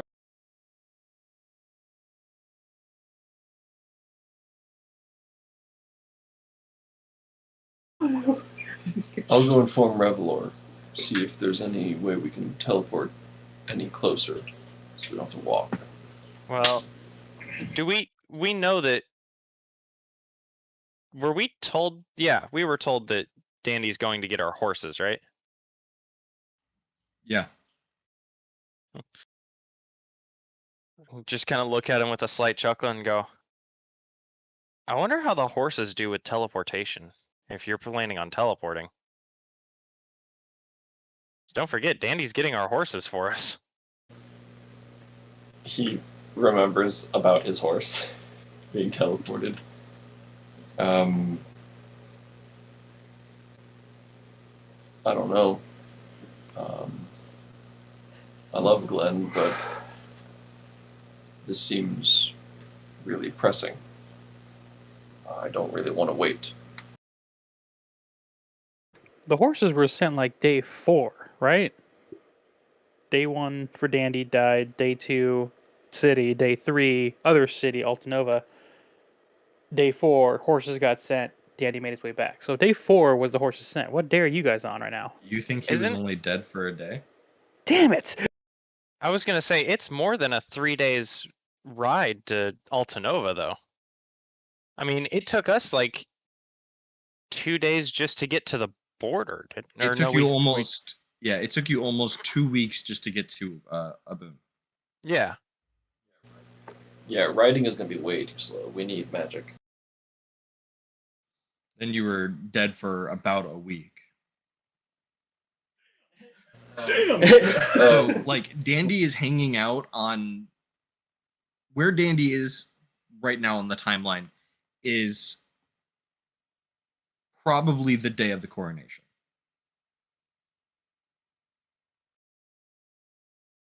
Wait, today's the day of the coronation? No. That's where Oh. Dandy is. Dandy is on the day of the coronation. Okay. Has that happened yet? Nope. Nope. It's still like Okay. Almost there. it's like 2 weeks in our. Yeah, It's- you guys are about a week and a half in right now. So you're gonna Well- go talk to Revalor? Which Well, means you- Dandy is still floating well, in the yeah, ether being Still tortured. floating in the ether. Oh. Well, you go talk to Revalor. I've only got, and I'll kind of look at my piece of paper that I'm writing down pieces of information on, and you'll notice that like you haven't seen me very much other than in the library over the last week and a half. Oddly enough, I have spent a vast majority of my time here. And on the list of names that Benron was rattling off, there's only 1, 2, 3, 4, 5, 6 names that don't have something of or some kind of information written next to them now. I didn't know you could read. We've been doing a lot of good work. And depending on how close you decide to look, I have not been sleeping very much. It's been a lot of like I go to bed super late and I wake up like as the sun's coming up and I just continue working on this. This is something that has largely consumed Kriorn's focus right now. So I'm starting to get like bags under my eyes. Yep. I'm not like exhausted, but you know, getting it's pretty much like the long rest is only you have to sleep for 6 hours, and I think Kriorn's pushing it every night. He's like 6 hours, that's it. Yeah, he notices this, and if anything, to make you feel better, he's gonna put a hand on your shoulder and hump you with some lay on hands. Greater restoration. Yeah, so some like 20 points or something, just to give you that caffeine boost. So I'm gonna go talk to Revalor. I'll return. Guy gets some hot brown morning potion from Legenti.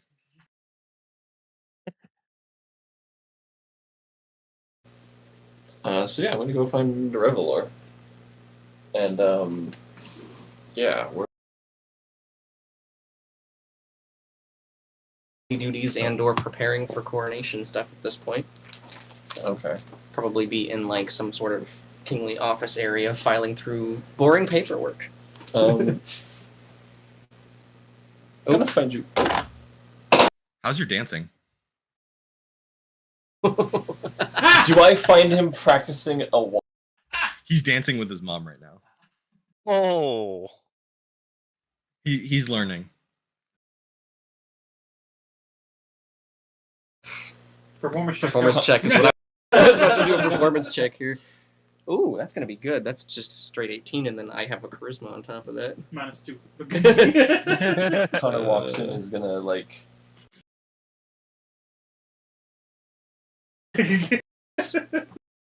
22 for my performance.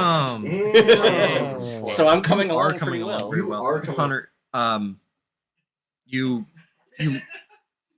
this isn't like his office or any like you're just kind of like in the Great Hall. So you just go ahead and let yourself in. It's no big deal. There's no guard standing outside, and you walk in, you see him and his mom dancing together, and And you hear him giving him shit of like, you dance this well on the night of the coronation, we might find you a wife.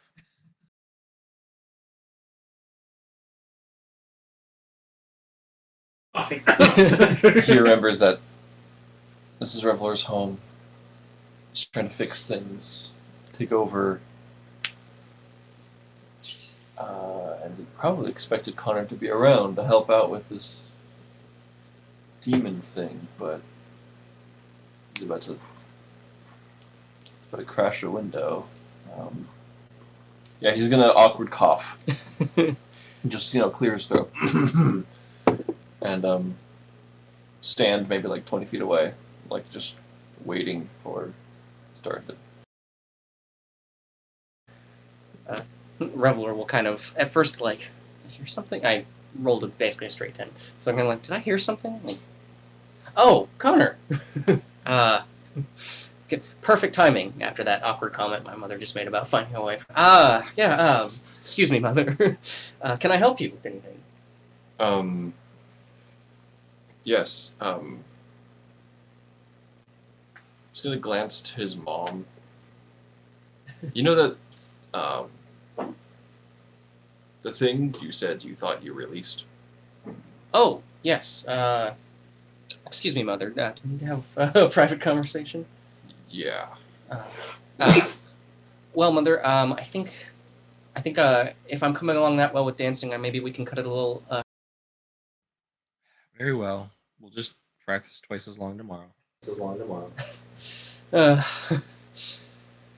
Very well. So he's gonna, just take you to one side and say, I think you did. And my home, Glyph, and other towns surrounding it, I think are feeling the brunt of it. Really? Yes, and I know we have plans here.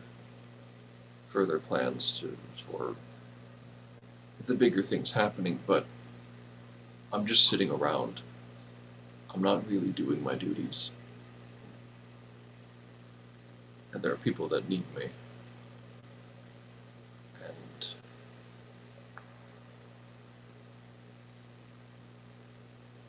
Creorn's been doing a lot of research in libraries, compiling information on the Titans and Vel and all that stuff.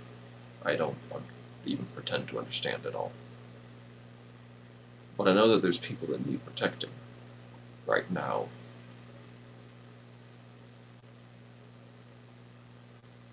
So I've made up my mind to go as soon as I can.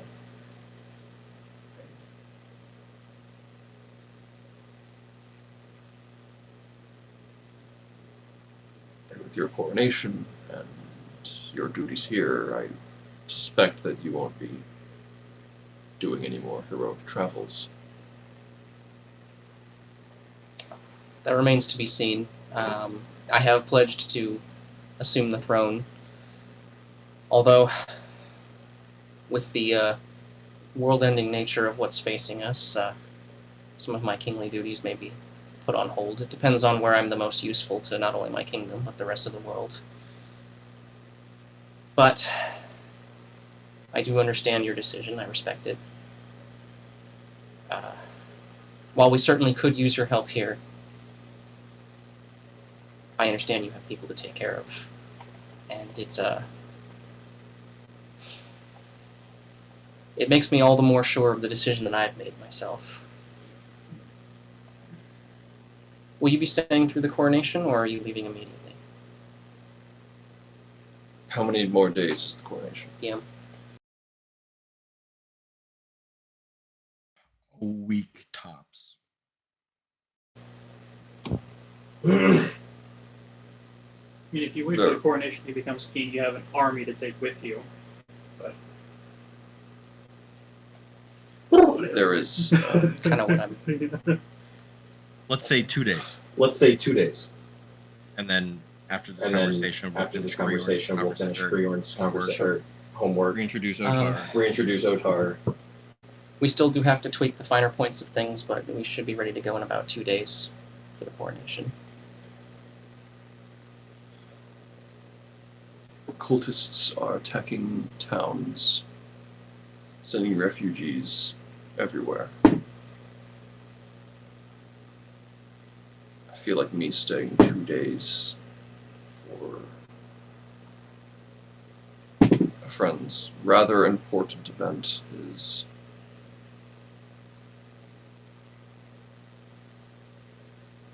I have obligations, I understand. things I need It's to tomorrow. uphold. It's tomorrow. You really want me to stay for this? I'm about to get. Don't worry. I understand. I understand your fervor. However, This is the queen. if you can wait until the coronation, I will have the power as king to do something that I've made up my mind on. Given your mother's history and there's hot dogs, you can go. given our history, once I'm the king, I will have the power to knight whoever I choose. And Connor, or Thamior, however you wish to be known to the rest of the kingdom, I would like to make you one of my knights. And if you can wait the few days to get to the coronation, that will give you much more power to bring with you. You'll be able to take possibly a contingent of soldiers with you. As well, there are a few magical rituals that we can do, that we, from what I understand at least, that help our knights in battle. You'll have access to soldiers, equipment, anything I can provide. He's blinking and a bit stunned.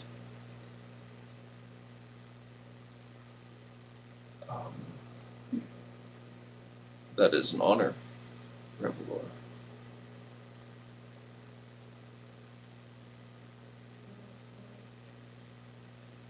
I know that everything, all that I have against elves was my mother's doing. But still, returning to nobility in any form feels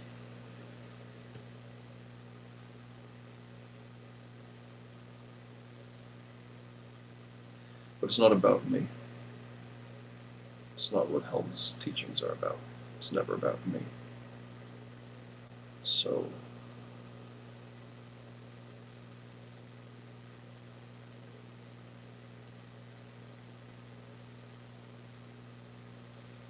Even if you just consider it a favor to me, this is one of the few blessings I can give you, not tied to the power that we both revolt. Or revolt, to the power we both hate. Coronation's not too far. And also with my power, instead of having to ride by horse, we should be able to teleport you fairly close, fairly quickly. Sounds like the better option. It's more than a 2-day ride to to where you're headed, I'm sure. Yes. But all right. Coronation. And then I take who I can to help out those in need. I would expect nothing less from a disciple of the God of Protection. There's,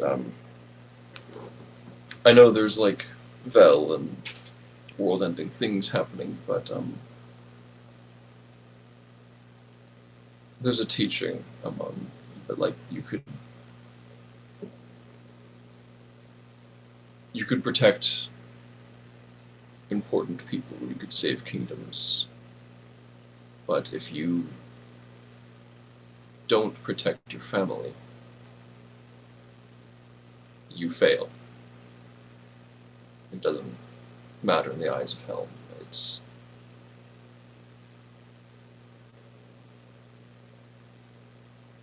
the little people around you, your personal responsibilities. If you shirk them for maybe grandeur, but people you don't know, then ultimately you fail because there's supposed to be a.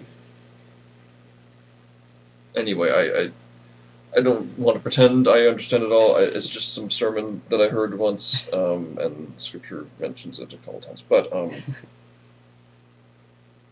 thank you. I mean, in many ways, what's happening, I am responsible for as well. So I want to give you as much support as I can to try to make things at least balance out. I know there's nothing I can truly do to make up for what I've done, but this is a start. All right. So, do you like chocolate cake? It's actually one of my favorite things I used to have. Right. So, coronation, knighthood, chocolate cake, and then we get you on your way. And perhaps, if you sort out what you need to in your homeland, maybe... Well, just know that you'll always have a place here as one of my knights. Thank you, King.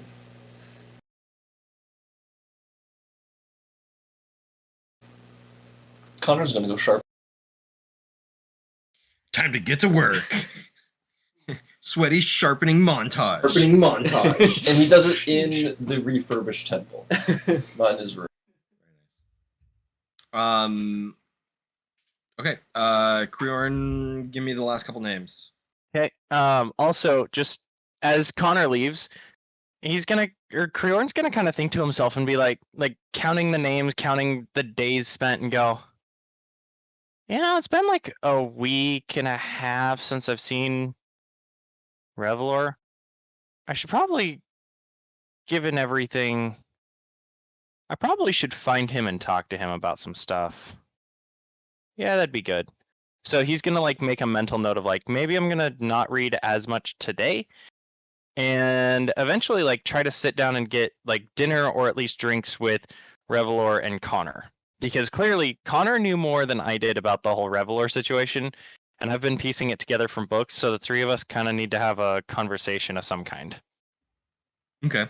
Well, so the day that you decide that you're not going to read that much and you're going to have dinner with them, there is a burst through the front door of the castle. Surprisingly, nobody is overly alarmed because as soon as the doors are bursted open, you hear a giant and Otar's finally back. I was gonna, if it echoes through the castle, I'm gonna look up from my book and just go, Otar's camping trip is done, and go back to reading for a little bit.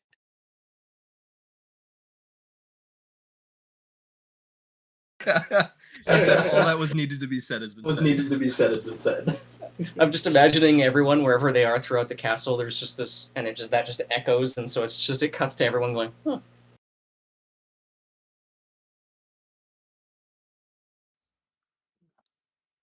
Welcome back. Thanks. I mean, to be fair, you have a couple of kids to explain to someone. One kid and my mother. But I don't know that yet. You were Yes. there. Through a week-long travel, you do find out that the woman that you saved was Creorn's mother.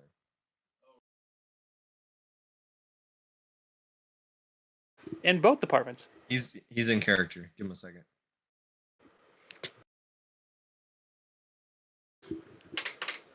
I guess I'll tell him about that situation.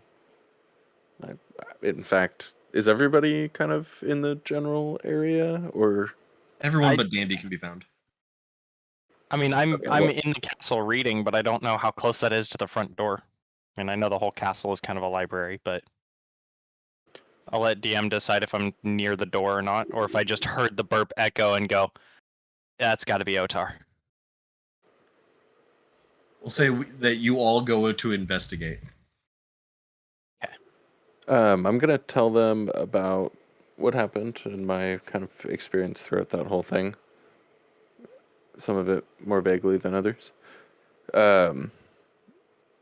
And then do I notice that Dandy's not there? I would probably ask them where Dandy is, because I don't know at this time, correct? You do know. You were there on There we his go. on his last night. Okay. You knew that he was going to go back to Tariff with the guards. Thought I left before, but You did. I think. No, we all drank together and then you both left like first thing in the morning. Yeah. that's what it was. Mornings, can't remember them, even in real life. That is called truly being in character, sir. So Otar comes back.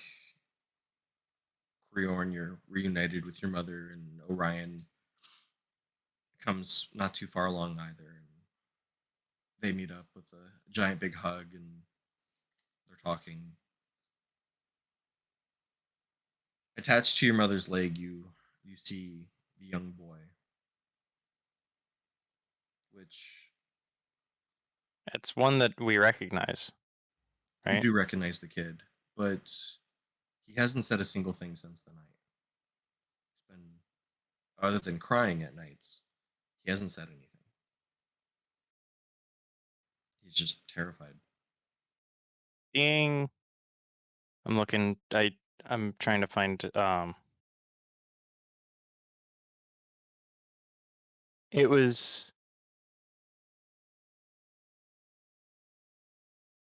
Daryl that survived, right? Drew. Drew. Okay. I'm gonna kneel down next to him, look at him, and just kind of take a pause. Remember the face because it's been at this point what, a month since I've seen him. Yeah, it's been a little while. So it takes me a second to recognize him because, like, look, when I left Widmer like 4 months ago, there was no kid. I can say that for a fact. And Drew's what, 10 years old? 8 years old, something like that. Yeah, he's like 8 or 9. So yeah, I'm gonna kneel down to him and say, Drew, do you remember me? He shyly kind of looks up to you and just nods yes.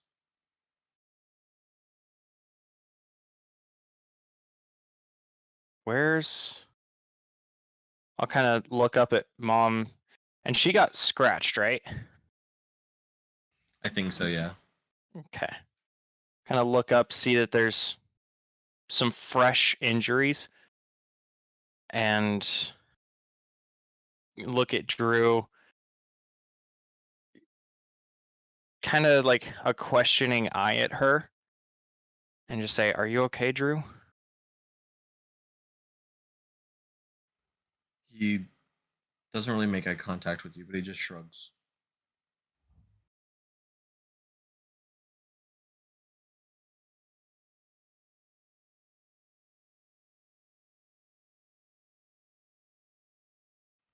Your mom's like, if your friend Otar here didn't find us, things would have been much worse. I'll look at her. Halvor and Daryl. They didn't make it.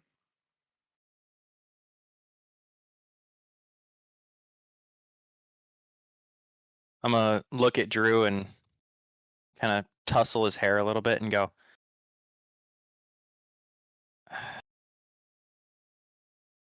"Hey, buddy.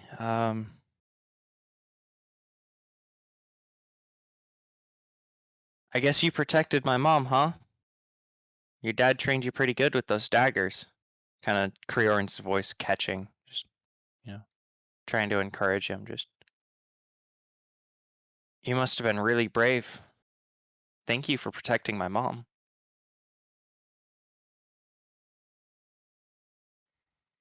He's just kind of staring down at the floor. Not really sure how to answer.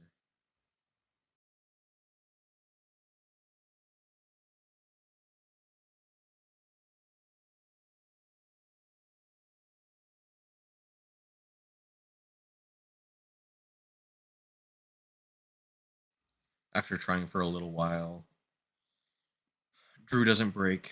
He just remains silent. You guys get your mom situated and find a room for Drew, and you guys have a good dinner before the coronation together.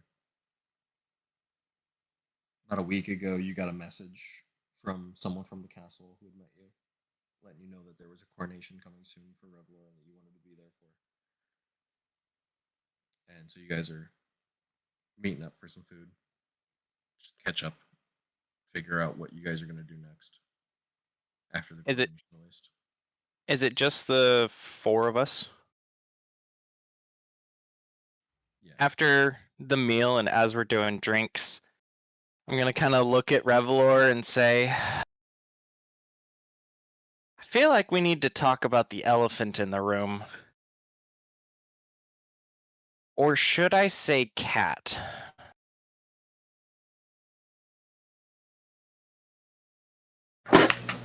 Connor looks around to make sure the cat is not, in fact, in the room. Otar's looking around the room for an elephant.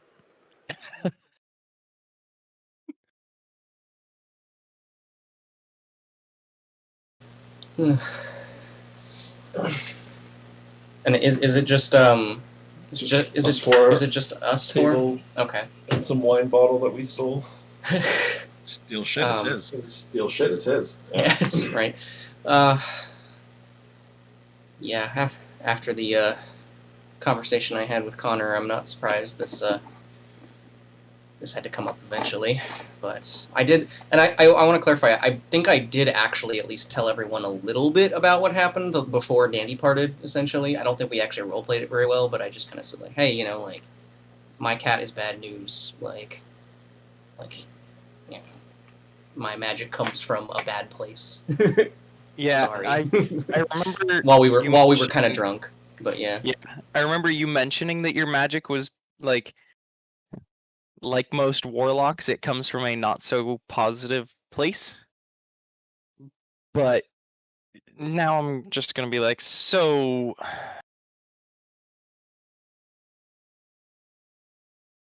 Zarka? Really? Yeah. You'd be amazed what kind of deals you'll make when you're literally in the middle of dying over and over again, and Dandy will sneeze.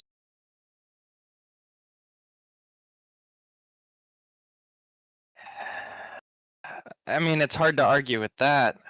I can't even begin to imagine the pain and the desperation that you must have felt.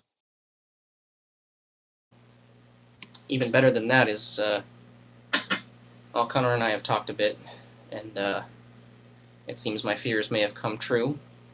And it seems like you two have been researching as well.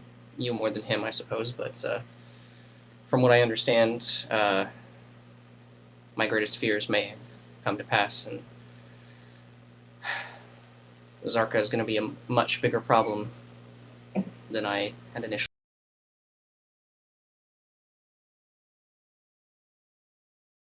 That's one way of putting it, yep. There's old stories in the books that I've been reading of a fight between Karonda and Zarka, and Karonda helping to seal off Zarka in a shrine. You remember the 2 guys that were in prison? Was it? Yeah, Karonda helped seal Zarka, right? No. So No?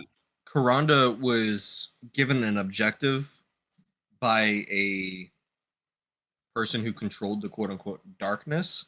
Okay. And that was Um, Balmore. Yeah. And so, like, the person who controlled the darkness gave orders to Karonda, but Karonda had nothing to do with sealing Zarka up. So where was the parallel? Because when I was reading about Zarka, and it could have been because I was typing at the same time. When I was reading about Karonda, it says the Harpy Queen and the Stormbringer instructed to fight by the Holder of Darkness, Balmore, and then it mentions Zarka. What was the correlation to Zarka? So the instructions to fight the Delphine Knights came from Balmor. However, Balmor, as well as Zarka, were sealed off. So Zarka never got a ceasefire, essentially. Okay. Sorry, not Zarka. Karanda never got a ceasefire. Okay. So they're constantly fighting the Stormbringer on a totally different note, but like the orders were influenced by Zarka. Okay.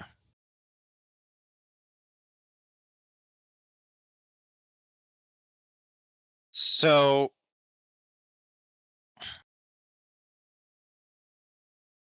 yeah, there's some shit going on, and it sounds like Connor and I are going to be leaving shortly after the coronation. Oh, are you going? Yeah, this isn't something that I can ignore anymore. It's nice that Dandy was able to get out and, go back and open up his magic shop and go back and be with Sue.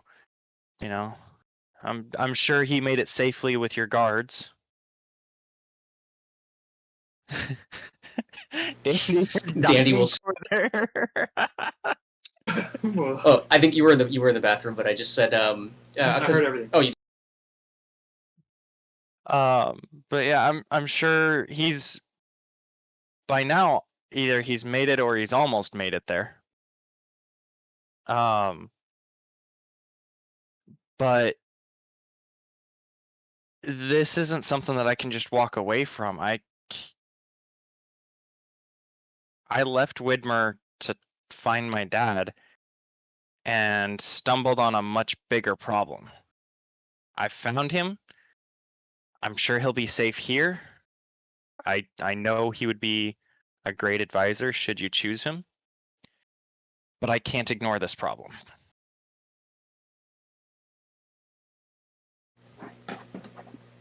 Well, I will tell you, I guess, essentially the same thing I told Connor. I understand completely your decision. I respect it. I do have something for you as well. I had something I'm going to give Connor, and I have something for you as well then to help see you safely on your journey. I don't know if Legenti has it done yet, but It's a brand new carriage. It's a brand new carriage. as soon as she does, I will let you know. And if there's anything else I can provide, I don't know if Connor's told you yet or not, but the two of you have my full support because this is largely my fault. And as such, it is my responsibility to help clean up. And I will be sending you with the contingent of soldiers, as many as I can spare, to help you clean up my mess. Unfortunately, being king, I can't go there myself, or would have to pull about 300 different strings in order to get there myself. But I can support you as best as I can.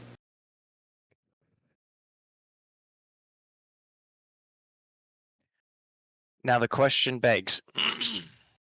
I'm glad to hear that we'd have the extra troops. However, the problem's in Iorn. How will it look if the Adroxian armies come marching into Iorn? From a military standpoint, I can tell you that's going to look like an invasion, no matter who's in front of it.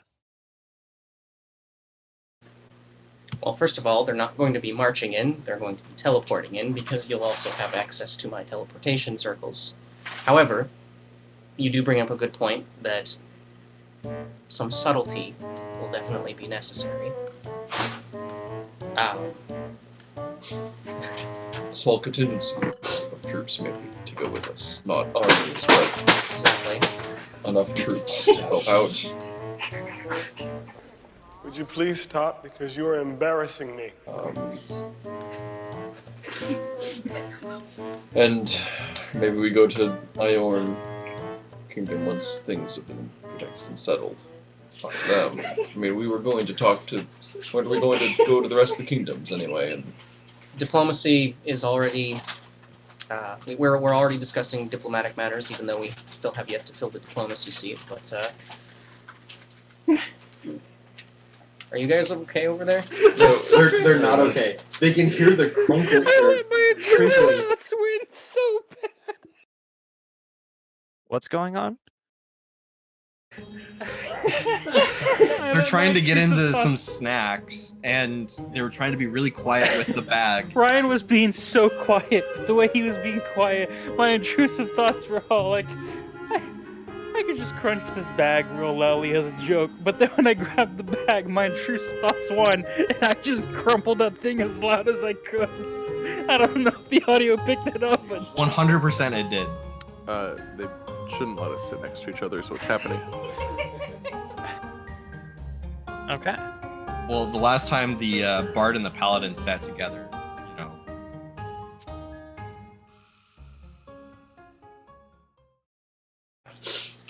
But yes, we'll send a smaller contingency of non-uniformed troops, and since they're being led ostensibly by you and Connor, well, you two will just have to do the talking, I suppose. But I think Connor, at least you're going to have some pull in your home village. People will trust you. So if you say the men that we send are clear, then They'll be clear. yeah. So, but I do appreciate, as always, Creon, your tactical mind. But yes, if there's anything else I can do, please don't hesitate.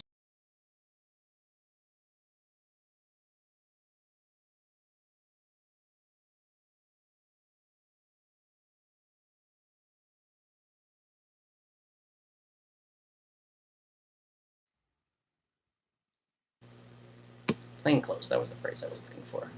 Not like non-uniformed.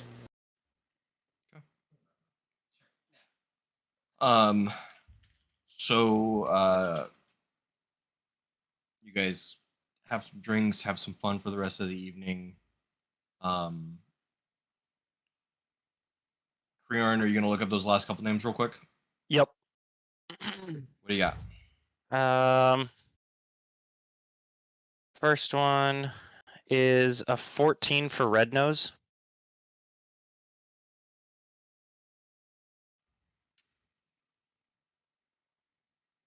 Red Nose, nicknamed Red Nose for rather obvious reasons, was gifted a black stone by a stranger that caused his increase in size and strength. The stone was given to him due to his unordinary intelligence over the other goblins.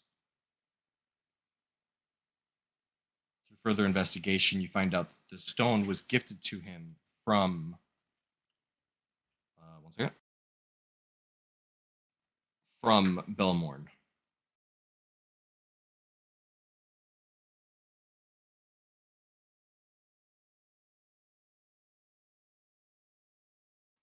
Approximate location: northwest coastline of Velia.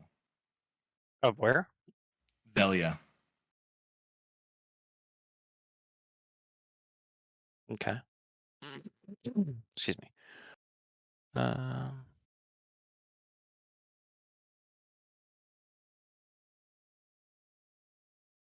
The Dim Tree Spirit for 15. A Fey entity with unnatural ability to cleanse, heal, and purify. Droppings left behind still have these strong abilities. Attacks everything that seems unnatural. The only exception are pure elves. Location redacted. Okay, it's a Fey creature with healing abilities. Yeah.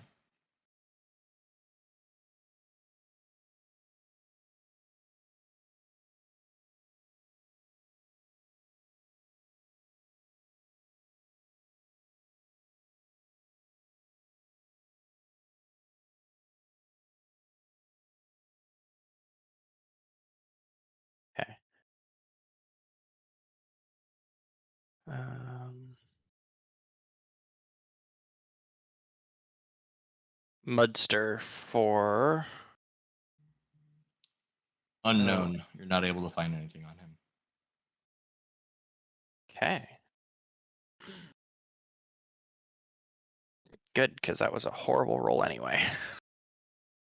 Kutzveriak, 17.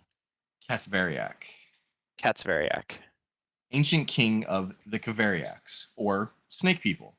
It's mostly urban legend until the war began. Scouts found last known location at Tashira, or what was Tashira. Deadly poison that sickened the land, causing it to appear swamp-like.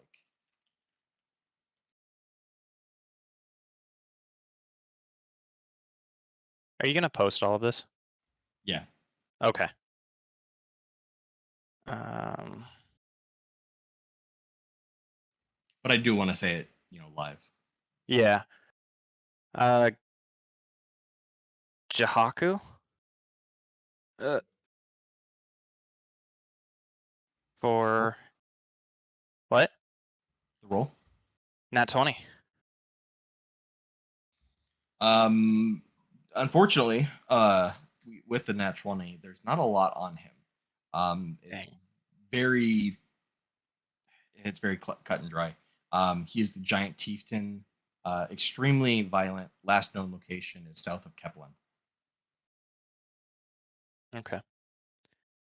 And that leaves one last name. Maghulis? Ancient king of golems and elementals, also known as the ruler of nature. Urban myth, potentially hidden from civilization or destroyed for knowledge. Approximate location, Termian Mountain. Okay. You know Termian Mountain very well. I do. That's. If I'm not mistaken, Termian Mountain is just outside of Widmer. Let me check. I was gonna say the Termian Mountain. That's just. It's like just to the south of Widmer, if I remember right.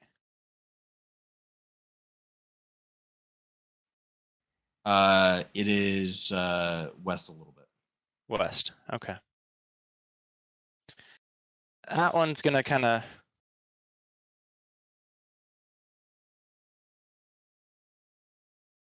Ring in my head of go. Okay, well that's close to home. That's not good. There's others that I've kind of pieced together just as we've talked. Obviously we know Khatum was a purple worm, Nova was a dragon. There were a couple others that we've just kind of already learned about, like Lieber. Yeah. So all of the information that you can find on Khatum are pretty much reports of you guys Okay. finding Khatum, the original blueprints from Mittalon, anything that Ephemeral would have found while Khatum, the original Khatum, was being built. So there's not a lot of information on him. Nover, Is it? Yeah. also known as the Bloodstorm, creates sandstorms. All sandstorms are to be feared and recommended to seek shelter or prey. Reports of being able to duplicate himself, and the approximate location is the Black Desert, which, as you guys know, is freaking huge.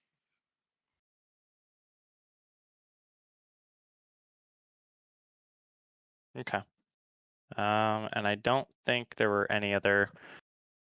Yeah, as we were going down the list, I was kind of piecing together some of the stuff that we'd already known. Like Farid, we know he's a fiend. I'm not gonna lie, in my notes I just have him listed as he's a fiend and a fire dickhead.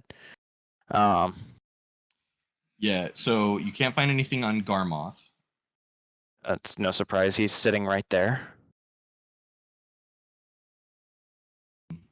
Farid, devil of immense vengeance, but little to no intelligence. Minimum threat, known locations: Omar Lava Cave outside of Taraf and sulfur mines in northeast Decry. Portal room in Iorn was caved in for protection, while a tribe of druids protect the portal in the sulfur mines. Okay. And Lieber, a giant wolf that leads the Cagtums. When he was young, he met Garmoth, and he wandered off from Shere Khan. Upon smelling the blood of Shere Khan on Garmoth, Lieber pledged his loyalty and gained intelligence and strength through magical powers granted by Garmoth. These powers were so overwhelming that they bleached Lieber's fur white. Lieber, however, wears the changed look with pride. Lieber's forces grow through the magical powers granted to him by Garmoth. Location redacted. Which we know to be, is it Lost Wolf Valley or something like that? But it's over by the Forgotten Mountains. Right, yeah. Okay. Does it say, I'm sorry, did it say redacted or unknown? Location redacted. Okay, then I won't. If it said unknown, I was gonna say I was gonna like take my pen and write like Forgotten Mountains. But if it's redacted, I'm gonna leave it redacted. Nobody needs to know. Pretty much. Um, Does anyone think- have... Sorry, go ahead. I think that sums it up for me. Okay. Does anyone have any last minute things before the coronation? Can we do my gift to Creorn like the night, the evening before, so it's finally ready? I mean, because it sounds like they basically want to leave right after, so like I think it makes sense to do it just before. So I am probably swamped at this point with getting ready for the coronation. So I imagine like probably I would have told Legenti just, hey, when you're done, just send for Creorn, or just send a note to him basically, and just have them ready at the archery range.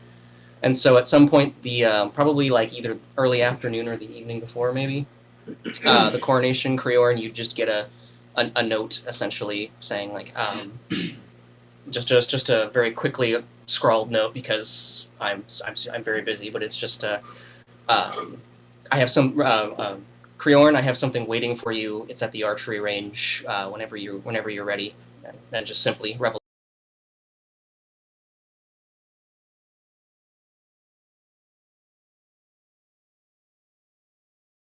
Alrighty. Yeah, as I'm finishing up my research, I'll take that note and head down to the archery range, it sounds like.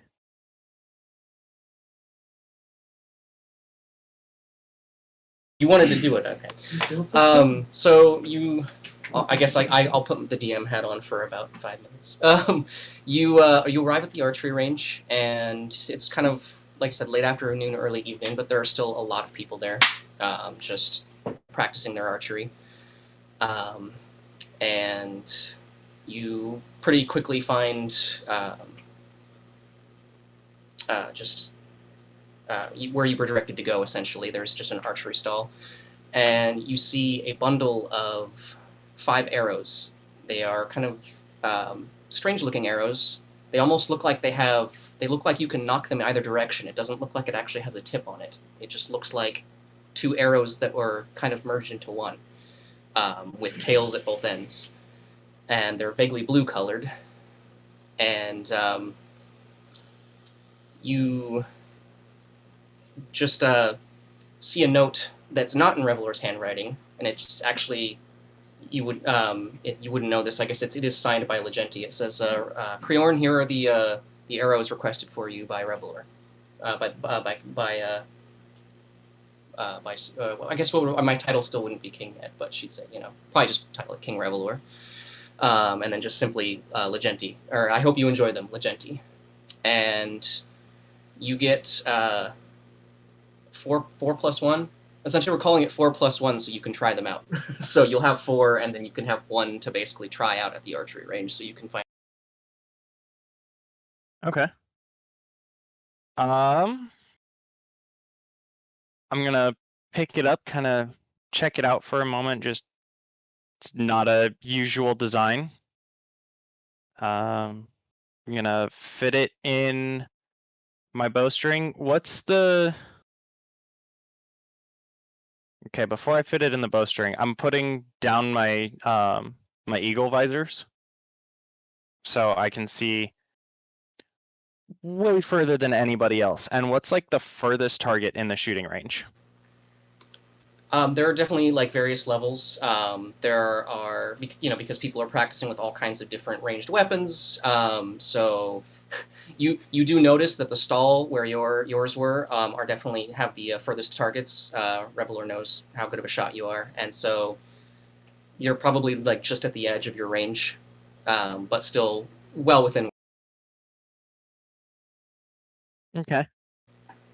I mean, when I say that, I mean like they're within your range for like you're not going to have to take disadvantage to shoot them, but it would still be considered pretty.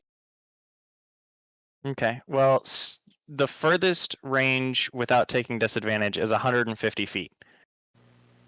Perfect. So it's probably right on that edge. Okay. Then yeah, I'm gonna draw it back and kind of adjust for elevation and release. The arrow sails through the air, and the targets are mostly held up by bales of hay behind them, and we're not even going to make you roll for this because you're Creorn. You strike true. The arrow flies just as you expect it to, and as a matter of fact, it almost seems to like it just you notice a kind of just a bit of a feel of magic because you've shot magical arrows before. You feel just that little twinge of magic as you let go, and it sinks into the target almost 150 feet, 150 feet away, and just bullseyes this target, and suddenly you feel a faint glow of magic around yourself, and then suddenly you find yourself looking back at the range from about 150 yards away at the bale of hay that you just hit in the stand. And suddenly, there are about 30 arrows all headed your direction, just from people downrange firing towards you.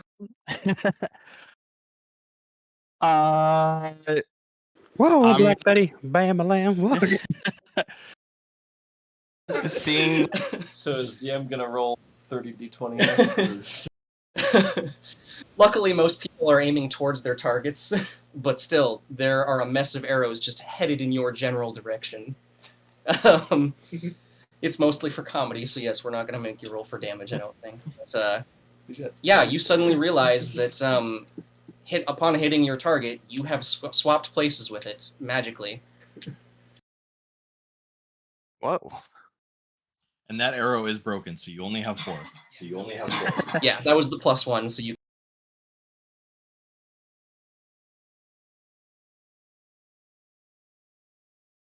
I'm gonna kind of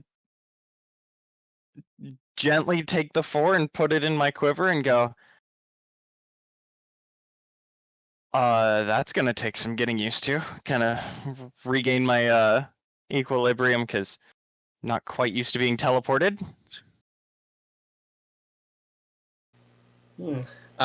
Yes, the arrow does vanish in a puff of blue smoke by the time you've gotten back.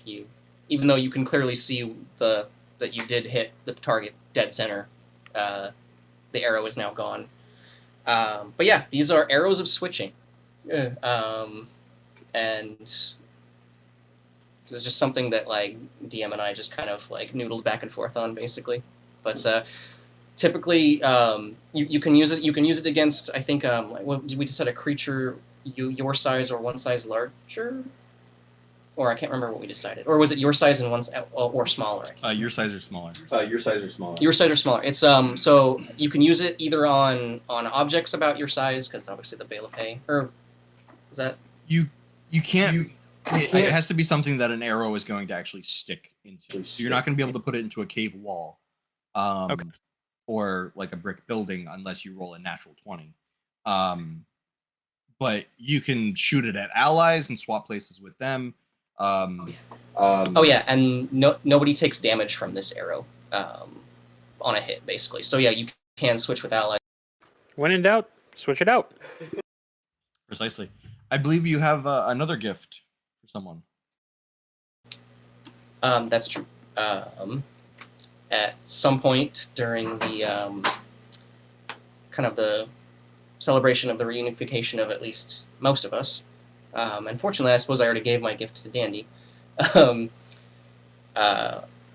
Otar, I would present you with just a welcome back gift, and I hand you what appears to be like a kind of ornate jug. And this is something that's Legenti helped me find, Magic Lady. I had a feeling that you would like this. It can produce many different liquids, but probably most to your interest, it can produce about 3 gallons of alcohol a day. I wanted you to have this. Did you already hand it to Otar? Oh, absolutely. He's already trying to drink alcohol. That's kind of what I figured. It's like, does he figure out how to? Oh, you just have to say what you want. Well, Yeah. he would figure that out. Yeah, pretty quickly. He would say thank you, like, as he's chugging. Just do be careful because it can produce things other than alcohol, so make sure you check before you just drink. chugged mayonnaise. You can summon 3 gallons of mayonnaise. But yes, you can add an alchemy jug to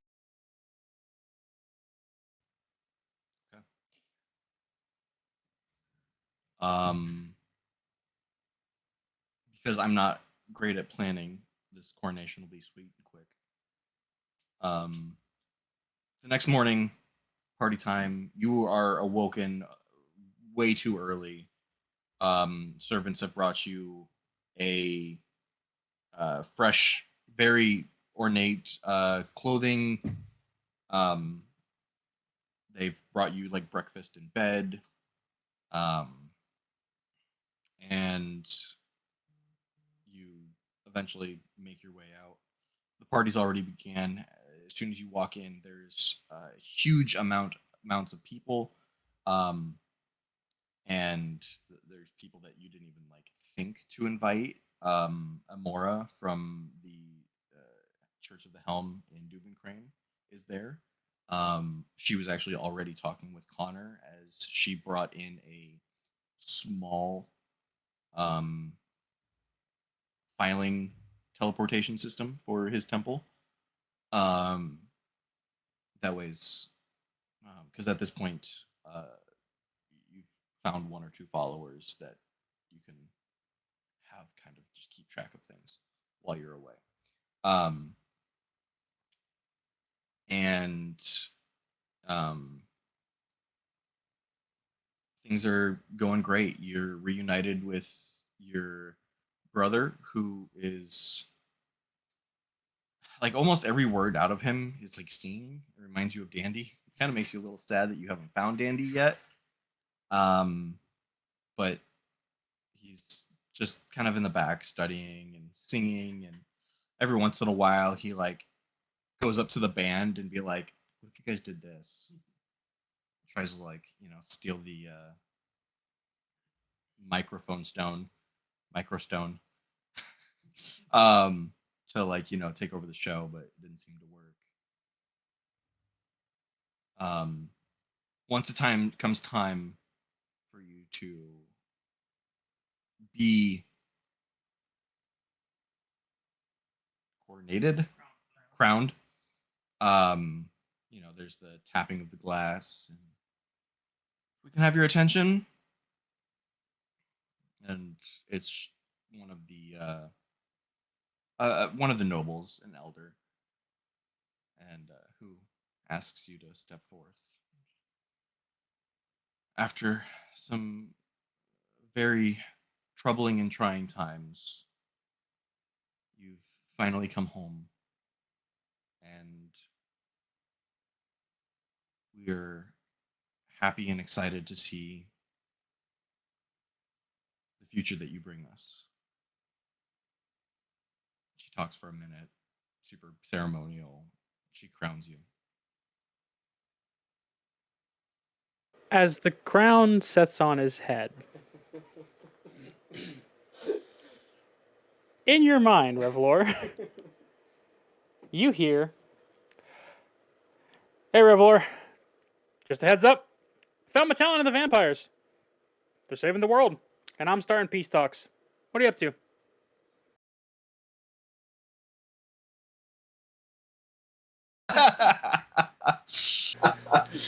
The crown is literally just gone on my head as this hits me. Connor's clapping. After initially being taken back, Revalor is trying to still be as ceremonious as possible, waving and just, Dandy, what are you doing? I have 25 words, right? Oh yeah. I am literally being crowned as we speak. I have, 7 more? You have 12 more. Or 12 more. Okay.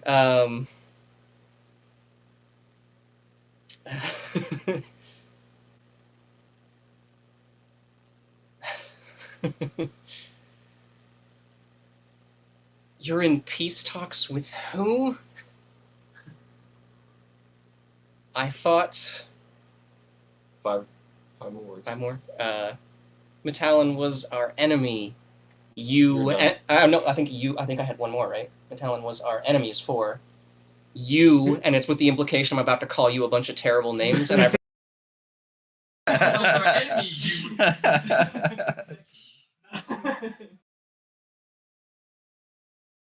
Yeah, a lot happened. All Died, of those. revived, died again, made a deal with Vel, found vampires, decided to talk things through. Now I'm going to Mittalon.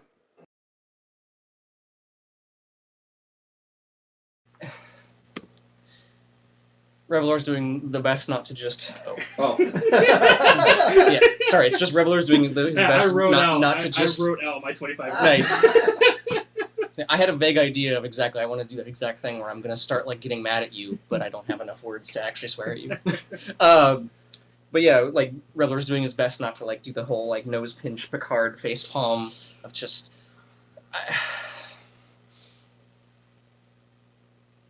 So many things have happened. Are you coming back to help? That's 10. 11. We should really talk about this in person. Did you say you died? And I'll just end there. That's almost... Go ahead and roll a d6 for me. It takes you a minute to find out I'm not replying.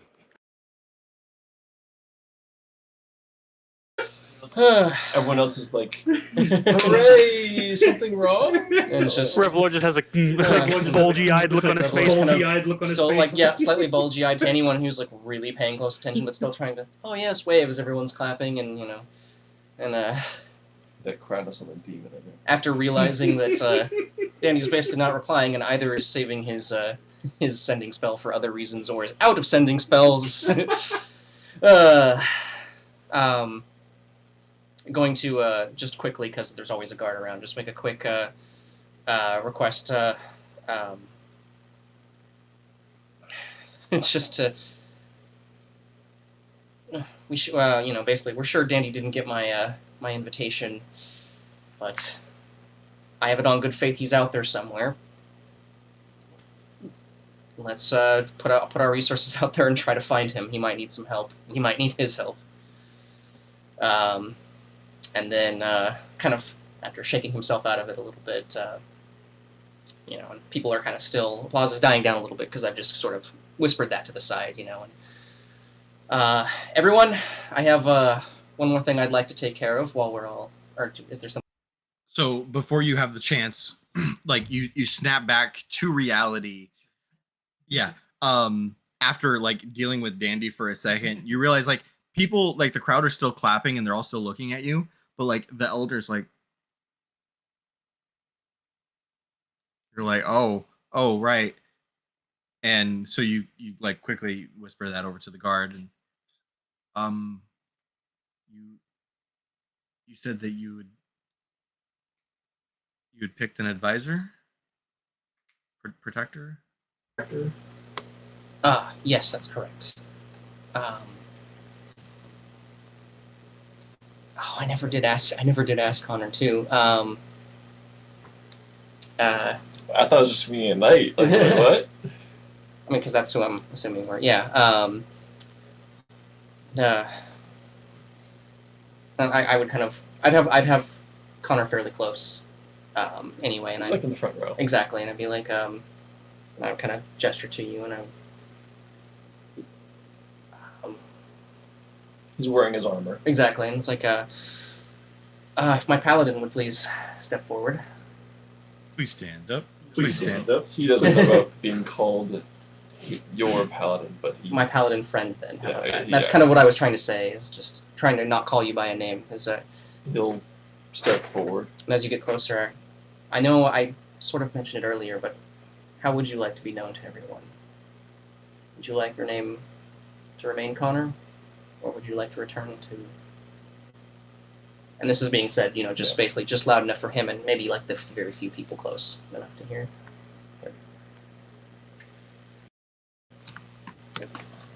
Thalmir is the name my mother gave me. I don't want that. And that's why I ask. Connor. Perfect.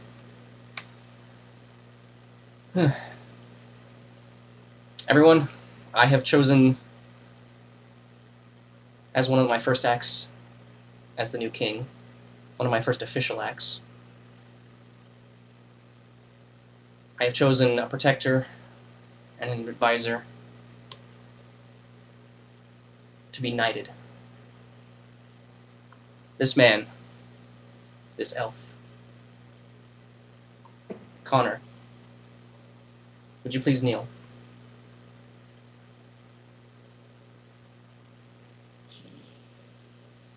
Takes a second at being called an elf, but he does so. And I would have said both this man Mhm. and this elf, because they're both true. And attendant will kind of bring a sword to me and unsheath the sword from its scabbard. By the power vested in me, by my father, and by his father before him, by the council, by the kingdom, and by all these witnesses before us, and he'll tap your shoulder, tap their shoulder. I dub thee Sir Connor,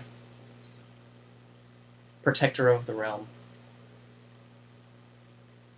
knight of Adroxia. Rise, Connor, as a knight of the kingdom.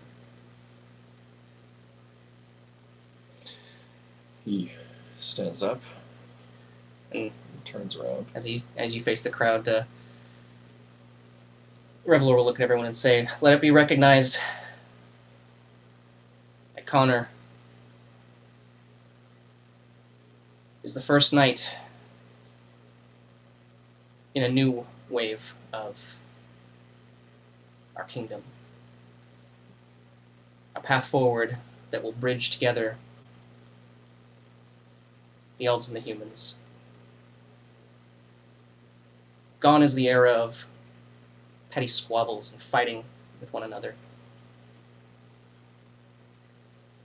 We will make this a world, this kingdom, this world, a place where elves and humans work together once again. Thank you, Connor." He'll Waited for that. stands up straighter and this feels really surreal since he gave Goddamn all it. of this up. And now he's back, but yeah, he stands there and smiles and lets everyone applaud and cheer and And whatever. quack, apparently. Quack, apparently. Quack, quack, quack. Benron's just screwing around. Sorry, escape from the kitchen. Sorry.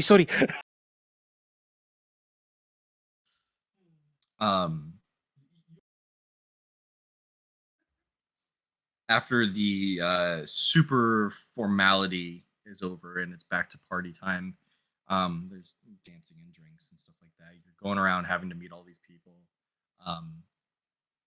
And Lengenti actually comes up to you guys. I have the item you requested. I wasn't exactly sure how you wanted it, but a necklace, a brooch, a ring. I didn't know. Oh, sorry, I wasn't even typing. Perfect. Yes. I thought we had agreed on setting it into a ring, perhaps. Very well. Yes. Very well. Yeah. She does a little bit of magic onto this box, and she opens it. She opens it. I think Connor already has it. And so. shows it to you, Connor, Show- and you recognize the material. Yep, the blue poundstone. And you see that she was able to cast a little bit of magic, and it shaped into a ring. She hands it to you. This will allow you to protect your allies. And she kind of just like does like a little nudge and has you like go away. No to Revalor. No, to Revalor. Yeah. Ah, yes. Oh, actually, hang on. I'm rolling terrible with insight checks today, so I'll just like Revalor kind of just. Me? Oh, right. kind of. Wait, Take off. where's he going? Say the word protect. I'll put on the ring. Expedite attunement. Expedite attunement. Protect. You magically teleport 30 feet to 30 Revalor. feet to Revalor.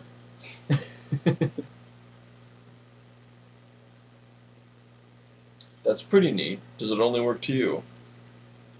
As far as I understand, it works to anyone you consider an ally, especially if they are in danger. Are you in danger right now? The way Legenti put it to me is that if they are in danger, you will be placed in between your ally and the danger. That is awesome. I figured, especially being from the God of Protection, you might want something like this, and it further aid.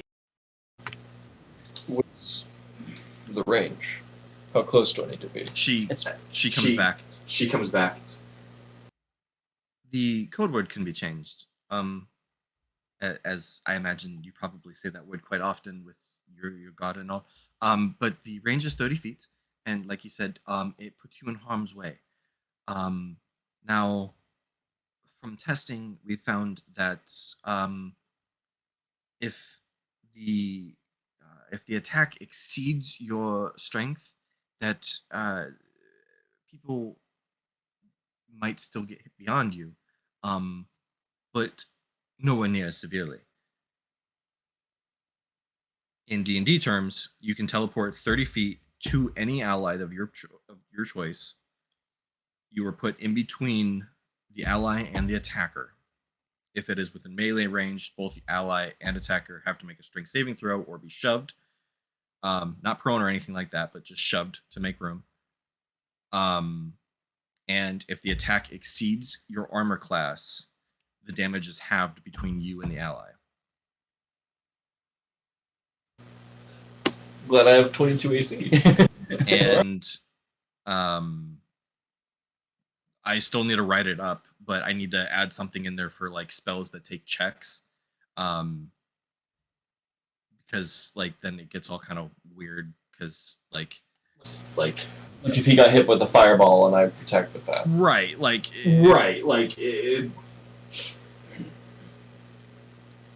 How many times can I do it a day? Equal to your proficiency bonus. Yeah. Oh, nice. Okay. So I'll finish writing it up and we'll add it to your character at a later Your date. character at a later date. All right. I like this ring. It does require attunement. I don't know if you. I think I have a slot I can make. And DM, just when the night comes to a close, let them do what they want. When the night comes to a close, Dandy has the one more thing he needs to do.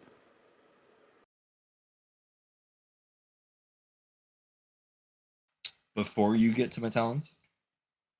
Essentially, unless am I arriving there this night, the same coronation night, or is it going to be the next morning? That depends on something that he says. Which he? Revalor. Oh, okay.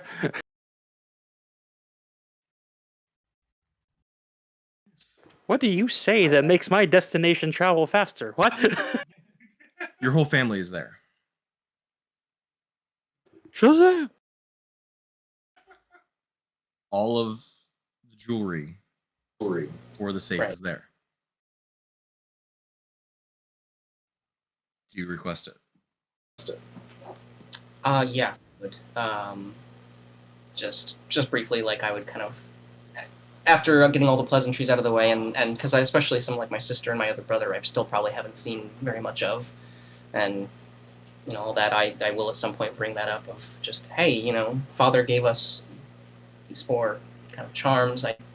We all have them, and I think it was, and I tell them kind of vaguely about the safe, and I think there was something that Father meant for us to each have a key to this safe essentially, and I think there's an item that might be very important in there. So if none of you mind, and if you want to be there, I understand. I think there's just a scroll in there of some kind.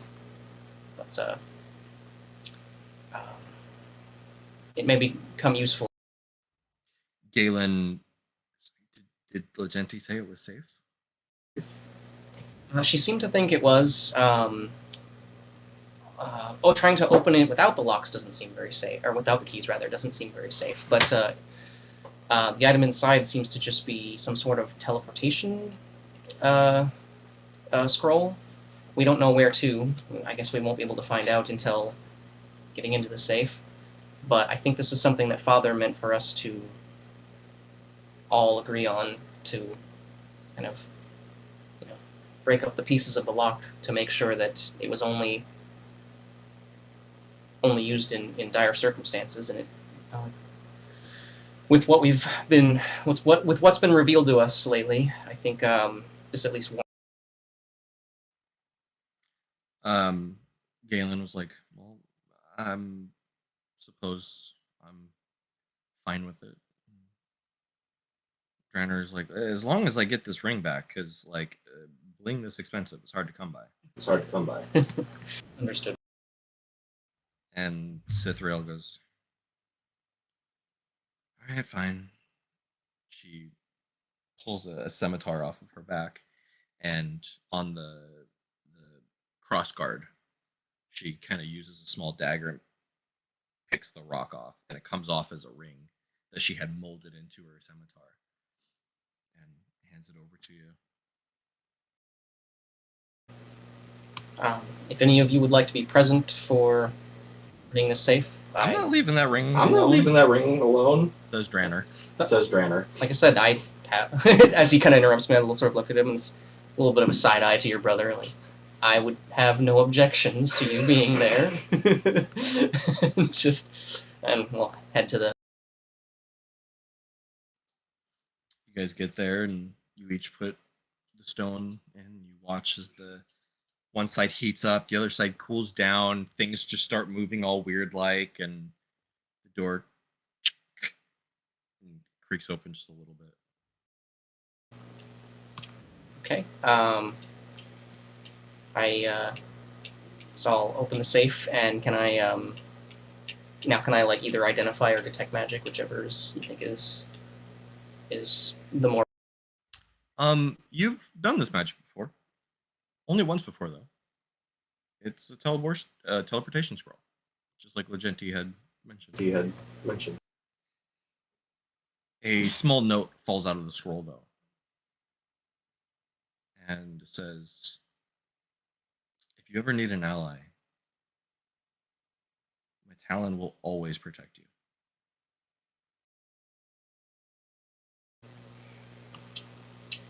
Talon will always protect you. Dandy did say he was going to meet with Talon. Is Talon on our side? Because I don't know that I still don't know there are two Metallons at this Did you point. even share what I said to you to the group? Hasn't had a chance. Hasn't had a chance. It's been partying and like all this crazy stuff happening, so yeah. And even then, I think all you shared was like, "Yep, you're on your way to talk to Mittalon for discussions and stuff." Well, I did mention the first half that I found Mittalon and the vampires. They're saving the world.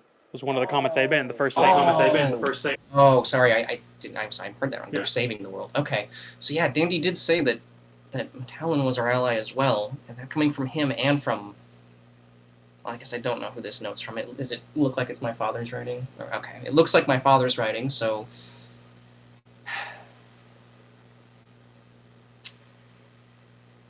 Is this teleport spell like for use for multiple people, for one person, for okay? Yeah, So, it can take a party. Its actual intention was to like take your mother and your siblings, but your party is the same size. okay. I'll take the scroll, and can I like close up the safe and remove the keys essentially? Okay. Give them back to their respective owners, and thank you all. I don't imagine any of you really want to go with me if we use this spell. It's be opposed. However, is this the time? And I kind of say that out loud. I'm not necessarily asking the question to them. It's like, I'm open to anyone answering, but it's more just sort of thinking out loud. Is now the time?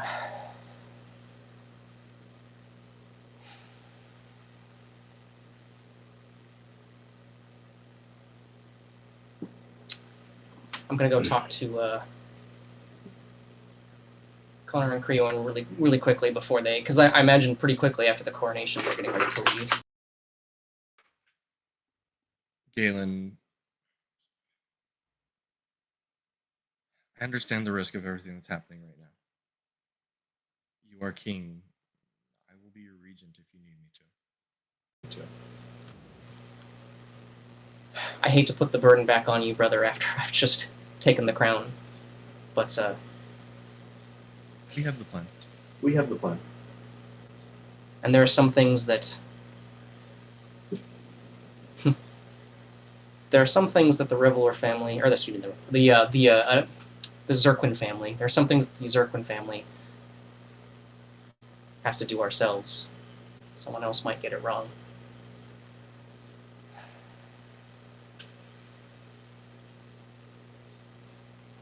Thank you for offering, brother. I would hate to think I was foisting this upon you again, but you have my word. As long as I am breathing, I will return, and I will lift this burden from you. It is the least I can do for my king and my brother. And with that, I'll kind of look at everyone. Well, I'm going to go speak with my friends and my new advisor very quickly. I think, but I think now may be the time to use this scroll. I thank you all for your help, and I wish you well. I'll return. Dranner takes his ring and just kind of leaves. Cithril like puts hers back into the scimitar and gives you a hug. I'm glad you're okay. I'm glad you're okay. I'll assuming that this works, because it seems like she kind of had it sort of like partially welded or something, kind of like I don't know how she had it in the sword, but mending, does that kind of patch it back into the sword basically? Sure, yeah. Because she probably even like having to break it out of the sword like that probably at least took a little chunk out. So I'll just kind of mend it so it's in place and give her a hug back and thank you, sister.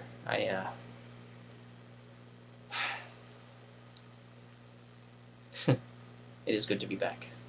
It's Just ironic that I'm already leaving again. But this time I'm not running away from anything. I'm running towards something, I think. I'll kind of give her a bit of a smile. Do look after your brothers. You know how much trouble they get into. If only they knew the trouble that I get into. And she kind of like walks away. But as she leaves the room, she's like, "If you ever need a vacation, Port Rat's pretty fun."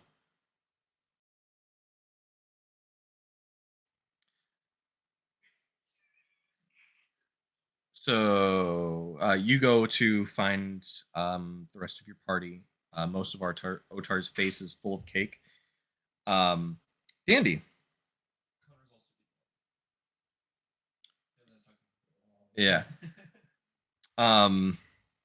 Through a few days of, 2 days of polymorphing and traveling with your 2 vampire colleagues. And the cart they're riding in is the Otar's cart, because it's the perfect thing. It's completely sealed up, no windows, so they don't get burned by sun. And Oh, you guys are flying.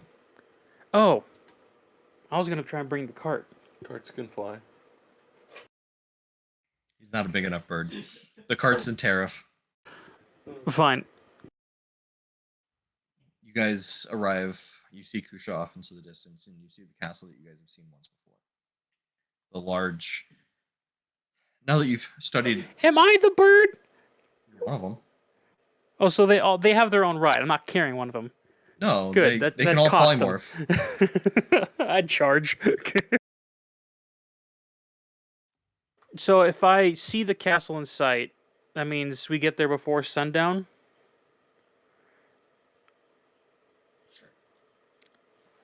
Seeing the castle get close, Dandy would then remember, oh, cast the last 3rd level sending to Revalor.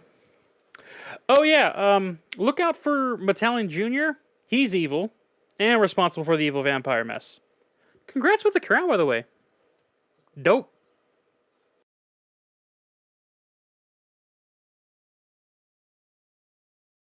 Doing his best not to use, because he's learned how sending works at this point. Kind of like, oh right, I have to be careful with my words. He's trying to think to himself, Mittalon Jr. Marcus Mittalon's son. Oh, we're so stupid. Apparently, there's a junior. Oh, You didn't ask. no. And then just kind of like finally pinching the bridge of his nose. Just okay.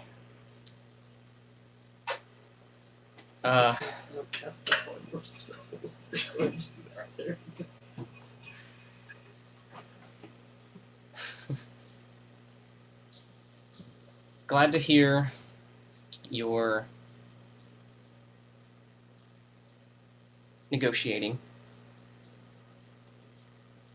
If you'd like help, I think I found a way to teleport to you. I guess he can't respond to this message. I have 5 words left. Yes, sending at higher levels too. Right, but still. No.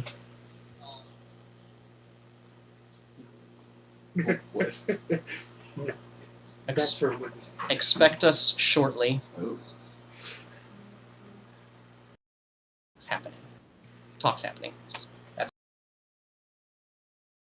I know DM's not here, but I'm just turning to Hawk and Dirk and speaking in bird, because we're all birds, so they can understand each other.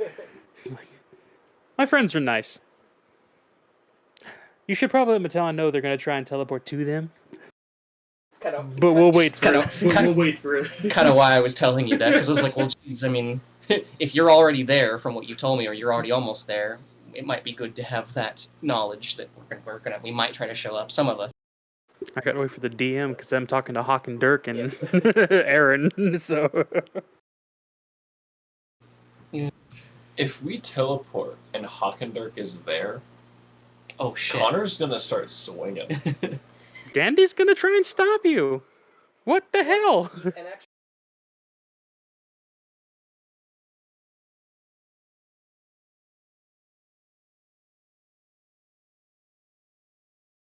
apparently, I'm not saying any of this into the mic. Sorry, everyone. But yeah, Danny did tell me that. So the vampires are trying to save the world. So I would be passing that on to you guys. Of like, hey, so apparently all these vampires, for the most part, the not crazy ones, actually trying to help. This is coming. Sorry. This is coming from Dandy, Otar, thoughts? right? True. And Dandy died. He told you that, right? That is true. So how do we know he's not a vampire? Well, as far as I understand it, the way what we seem to learn, I don't think a feral vampire would be having much of a conversation with me. Speaking of feral vampire, I don't know how it works. I'm just him suddenly saying, "Hey, I died. Vampires are good, by the way." Sounds incredibly suspicious. We've been fighting them the whole time. Everything we've learned is these are need to go away. If you could reach chicken scratch.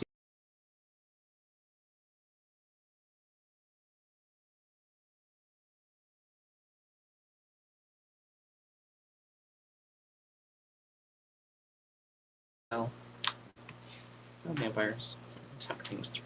One Mittalon. Easy.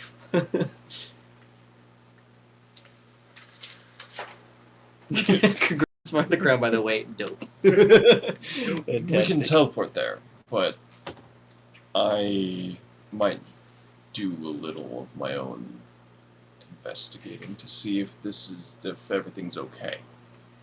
Fair enough. Just remember your new role. You are a protector, not a.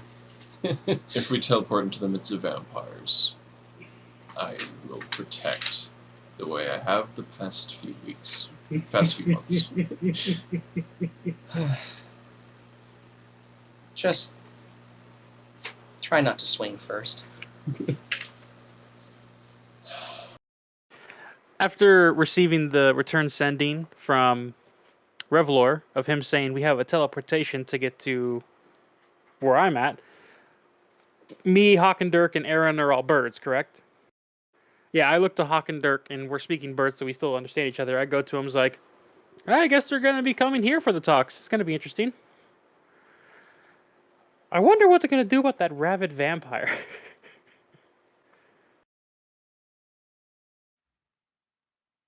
What? The rabid vampire that you said that Mittalon owns a rabid vampire, and I would have a hard time talking to him because he might attack me. What is with you and putting words in my mouth? That was I thought sad. that was sad. I thought that was Play the clip. Mittalon's wife that is already now dead. I thought that's what. No, what- there was a talk of that with Hawk and Dirk saying if you talk to Mittalon, you're good at luck getting through the rabid vampire. It's like, couldn't Mittalon control him? He's just like, no, because he's rabid, apparently. I have no memory. I'm of this trying to one. find the. I think I named him. What was it? His lap. Something like that. I think it's like a goblin or something. Some type of rabid vampire is how Hawk and Dirk described him. He's not a vampire. Oh, well. Just Meh. rabbit. He referred to him as like a guard dog. Yeah, so it's just a rabid person. I just assumed he was also a vampire. So through the flying, you guys finally arrive to this castle. Now that you've studied a little bit of alchemy and potion making and stuff like that, you're learning what a lot of these tools are. You realize that the dome of this castle is actually a ginormous telescope looking out into the stars. And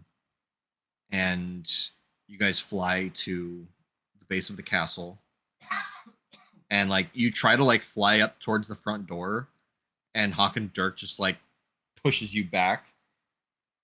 No, we're walking up the stairs. To be fair, I would not go in front of Hawk and Dirk. So if I see Hawk and Dirk pulling like a bird immediate e-brake, I'm e-braking harder. Like, what the hell? Sure. Okay. I'm gonna hate that in editing.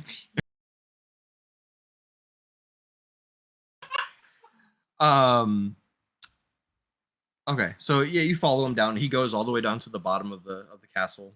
It looks like a good 5-mile walk up the stairs. 5-minute walk. But I'm exaggerating a little bit. So he goes flies to the bottom of the castle. Turns back into his normal self. At this time, it's evening, so no sunburns, no nothing like that. Aaron following you.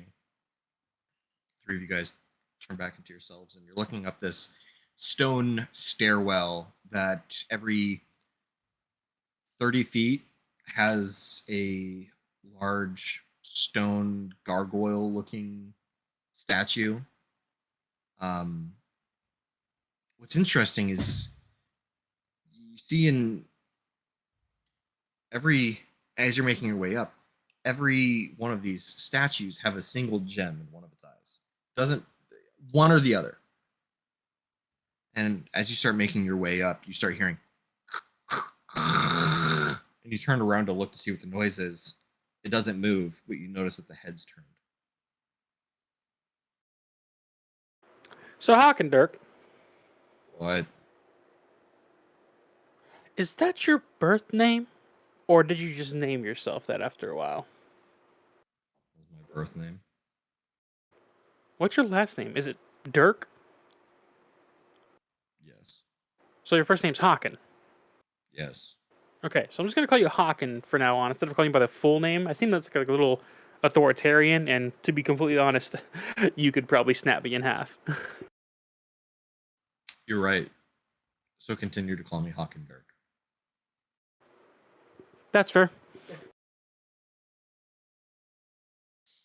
You continue to make your way up the creepy stairway, looking behind you as all of these gargoyles' heads just keep turning and turning and turning.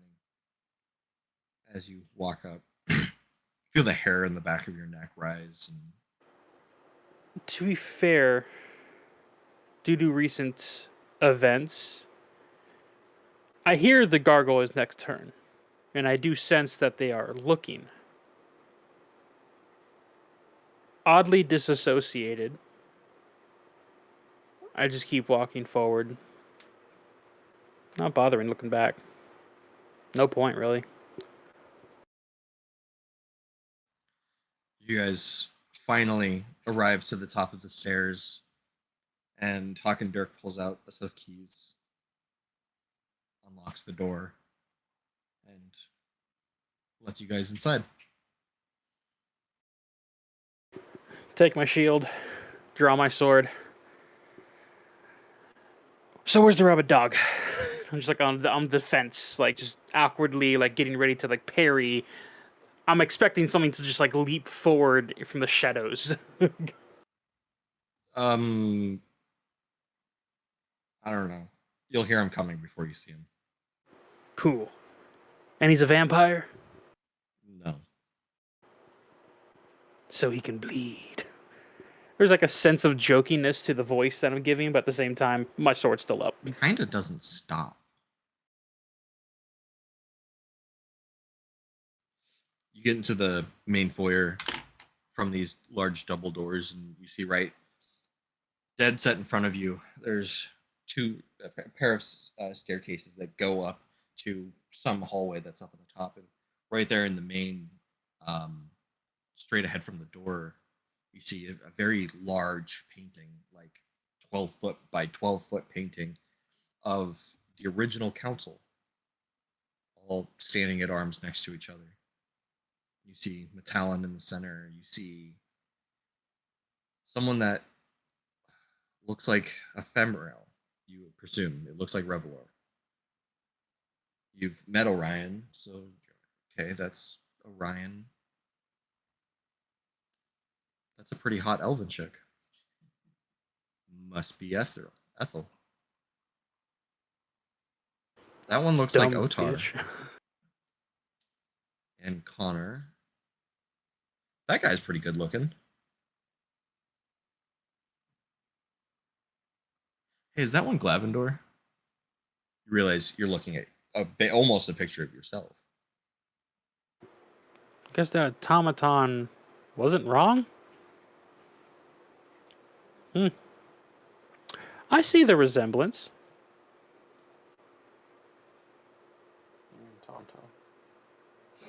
That's what I meant. Next to him, you see a few other people that you don't quite recognize. There's up towards the front is a small, 2 gnomes. One of them kind of looks familiar. Make a history check.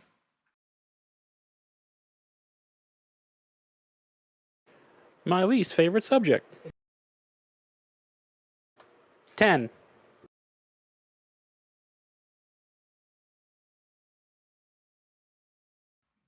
He looks familiar. You just can't put your finger on it. Hey, Hawk and Dirk, who are they? There's the big 6, but what about those guys? The one with the brown hair would be Nox, and the other one is Lilbine. Littlebine. Lilbine. The same Littlebine that we know? Oh, the one that we heard The king of Port Rat. Right. Is he a vampire? No, he's a gnome. Cool. He starts yelling, Nox! I have guests. Shield up and ready, bitch. And the shield is Styles. As soon as he starts yelling, you hear a very upsetting noise. Bare feet slapping on concrete. Getting closer and louder, and with a lot of thud behind it. Bursting through one of the doors on the side, you see a 8-foot stitched together humanoid thing with a trail of blood leaking behind him.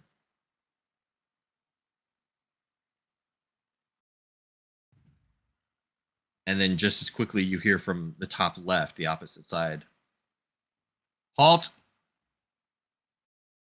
He just stops dead in his tracks. The shield is turned towards him. And for those that are close enough to see, or, vampire vision, there is an odd smile on Dandy's face. Expecting conflict. No fear. In front of you, you see a 8-foot flesh column.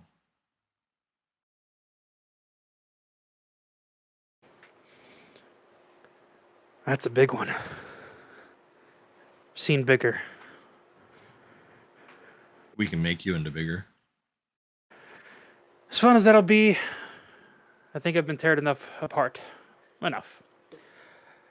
Am I looking up to the one and only old Mittalon? So it was Hawk and Dirk that says that, but you look up and you see a dark-haired gnome that you look back to the photo and that looks like Nox. Oh, so you're Nox. The one and only, yes. Now, this is just for me to identify. Do you identify as a vampire? No. Hawken, why did you bring this one? Because I'm the one that would listen. Kind of impressive through all of those words you keep speaking. Everyone else. That is you. So you go and get your colleagues to explain the situation with teleportation scroll. Right. At this point, I probably also just very hastily would have been someone go to Legenti, get me. We should have some on hand, a teleportation scroll to bring us back here. We might need to come back quickly. So, because I don't know what to expect once we go wherever we're going. We might need to leave in a hurry. And then like that's just kind of happening. At this point, things are kind of getting a little frantic because I'm trying to like everyone together before everyone leaves and like explain to them what I've just learned. She happens quick enough. She runs to her shop. She gets you one of the it's like a teleportation stone. Whoever has the opposite stone, you get teleported back there. Well, the other stone is here in the here in the castle. So she hands you one side. One side. Perfect. Especially with what I've just promised Corn and Connor, I don't want to leave them stranded where where we are. So, on the bright side, it's a lot closer to where Connor wants to go. But your horses are still in Duvengrin. I'm kidding. She brought the horses with her. How else would she get the amazing filing cabinet over there? Put Glenn to work. The horse is doing like office work with the filing cabinet. No, I meant the horses hauling it. That's what I'm imagining is him like Glenn sitting at a desk and like his hooves are like pinching pieces of paper as he's like filing. Oh my god.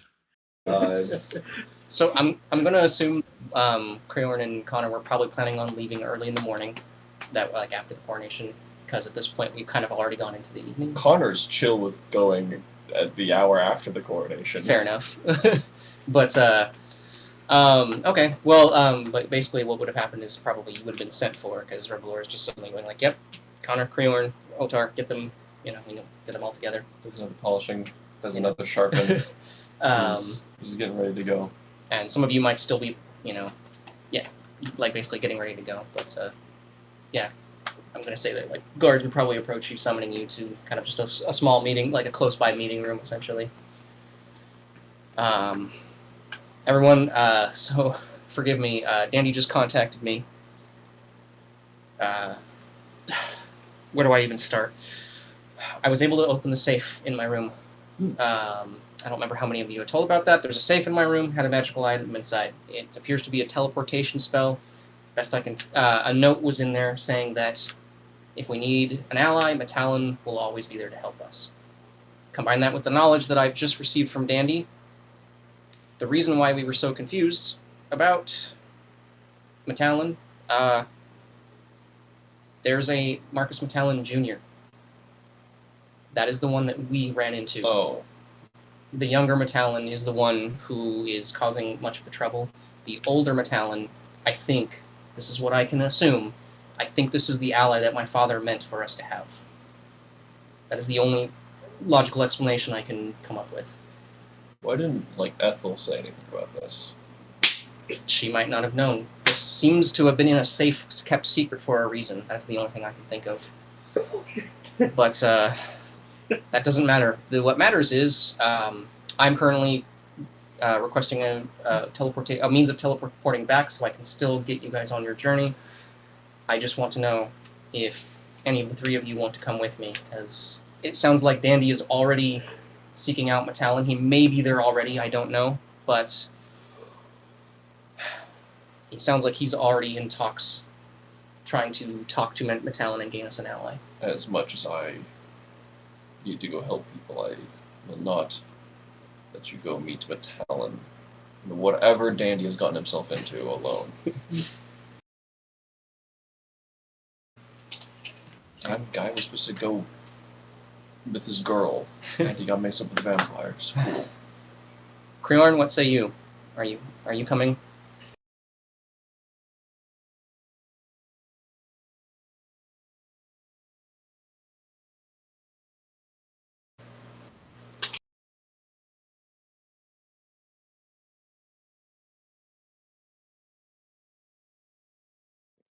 I didn't realize I was muted. I think I've gained about as much as I can from the books here. I've gotten an idea of who everybody is on Vel's list, and based on what we know, if there's any chance of us getting some support from, sounds weird even coming out of my mouth, but Marcus Mittalon, we're gonna need it.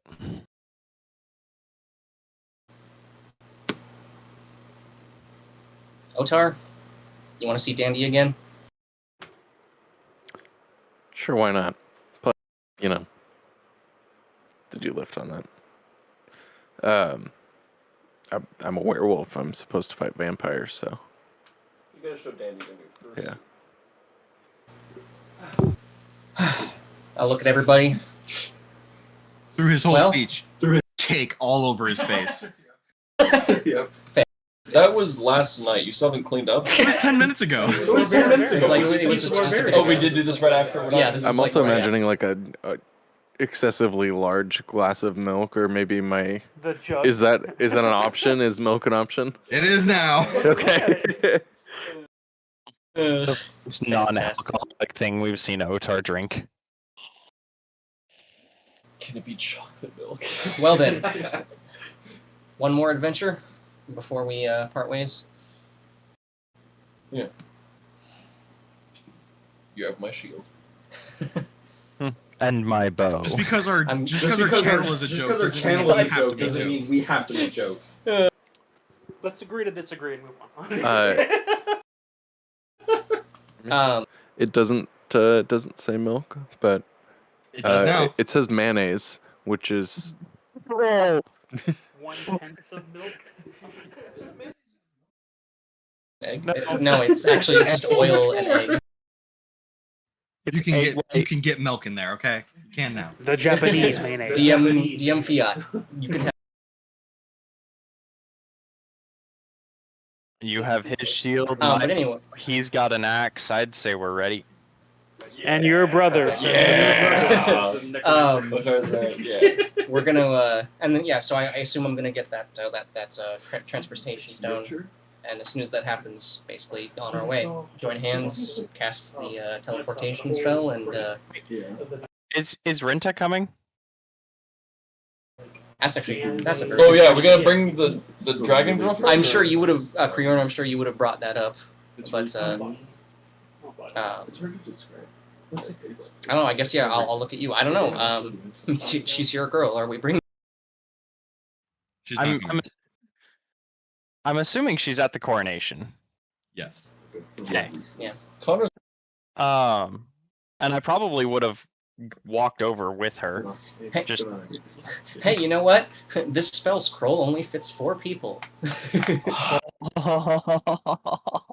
in the script. Script. It was actually, I just realized that because Damien said it was originally for the 4 siblings. And the mother, now it's 5. And the mother. and the mother, so 5. Okay. Wait, so it can so weird. Renta's not coming. Renta's not coming. Renta's not coming. Okay. What? Please We get a young What? We dragon? get a young Darn. dragon? I'm at least going to tell her where we're going. She can teleport herself Fair. if she's available. Fair. But I'm at least going to be like, look, here's the deal, and just lay it all out for her. And, if Sir Garmin approves it, or however that works, and you're available to join, it would be nice. Understood. She Don't gives you a forget kiss Mittalon and runs Jr. off. And I guess so. We're getting ready to teleport. I already told him about Mittalon Jr. No, everyone besides just the 4 of you. Oh yeah. We'll tell that. The whole to Renta, the whole like- castle just face palms. Face palms. How did we not think of this? But anyway, yeah. And as we're kind of joining hands and getting ready to, we're just about to take off, I just go, please nobody swing first. oh. I just want to, Otar, just no promise. Right before we fade out, technically, I don't swing.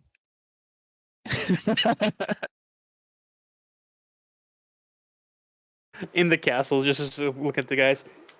I'm not sure when, but I'm pretty sure we're expecting.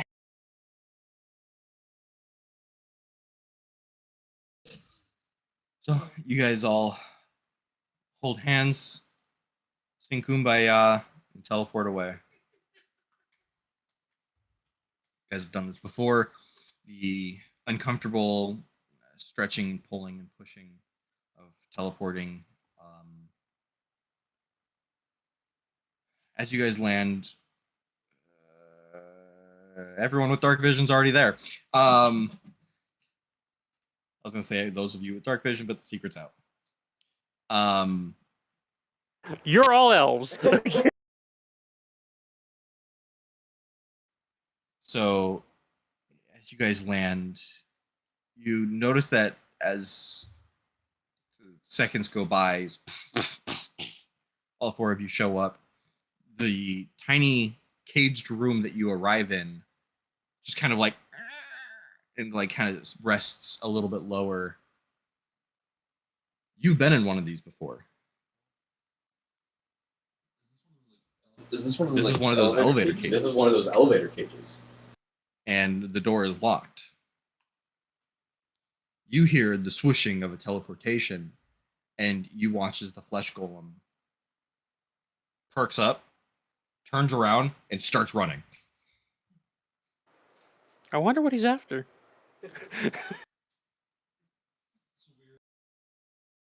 Yep. Just the four of you.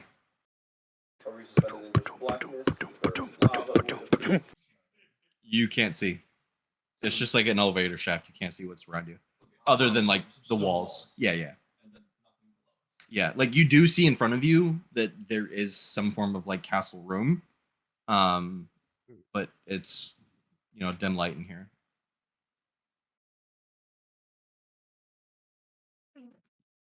Do we hear the Sounds slapping of feet? thuds getting louder. After a second, you do begin to hear like the slapping of feet, and sure shit, you see this gruesome, bloody flesh golem running at you guys. One of the stitches pop open, and he starts bleeding more. I don't think that propped, but that was Oh, sorry. Revalor, can we swing first? As it gets to about almost within arm's reach of the cage, you hear a halt. Like a old man just halt. The flesh golem just stops. And you hear footsteps, but you're looking around, you don't see anything. You don't see anyone. Until it comes from above the ceiling, walking just on two legs off the wall. Old, white, long hair, wrinkly human. Looks at you guys. Like rubs his eyes.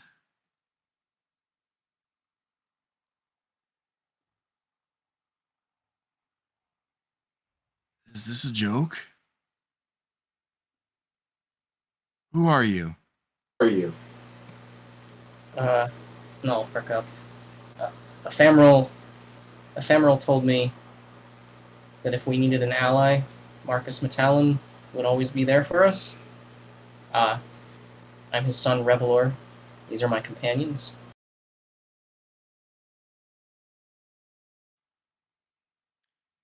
My eyes are not as good as they used to be. You look like old friends. But Ephemeral is your father? Father? That's correct. Was, unfortunately, he's no longer with.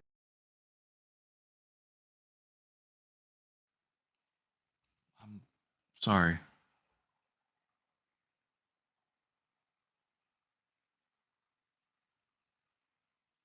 Obviously, you know who I am. Marcus Mittalon, I presume? Yes. Senior? Technically. I must ask. I could be an ally. You could also be here to kill me.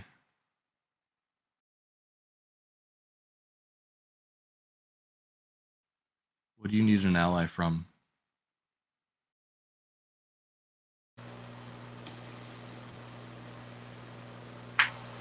being called Vel seeks to flood our world, turn it into a feeding ground. And, well, if the end of the world isn't a situation where we need an ally, I'm not sure. Vel, Zarka, probably Karanda. The list. Very well.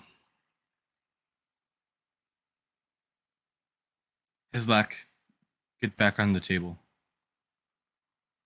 The flesh golem turns around and slowly starts walking away. He pulls out some keys and he opens the door, letting you guys in.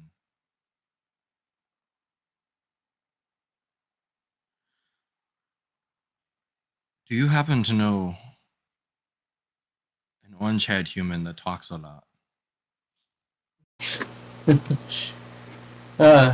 Oh, So Dandy is here? It's not quite Dandy, but if that's his name, yes. I think he's referring to the definition of the word dandy. I don't think he likes dandy very much. Quite. I can see you must be the brains of this group. Come along. And from after he leads you through and you guys are looking around, and after like getting out of the cage and looking around, like you guys teleported in this guy's lab. And there's blueprints and just a mess of thingamajigs and thingamabobs. Like you don't even begin to understand half the crap that's in this room. And you walk. He opens. Connor's keeping an eye out for more fleshy things. That He is slowly. He's a slow walker. Kind of walking up. Opens the door, and as soon as you open the door, you see Hawkendirk, Aaron, and your friend Dandy. So when you're not building castles, what are you doing, Nox? I don't build castles. Or was that you, Hawk and Dirk? Yeah, I get confused. I'm not good with history. I build the buildings and dig the holes. Ah, got it. And Nox is the one in charge of the buildings you build? No, I. Oh, look, it's the gang! There's more. Hi, Dandy.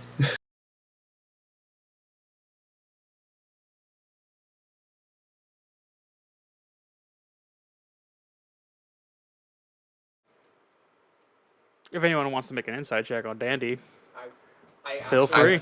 I actually was just thinking of Yes. doing that without your prompting, even. Yeah, I was gonna say there's a lot of, I mean, obviously gonna recognize Aaron and Hawk and Dirk. Won't really recognize Nox.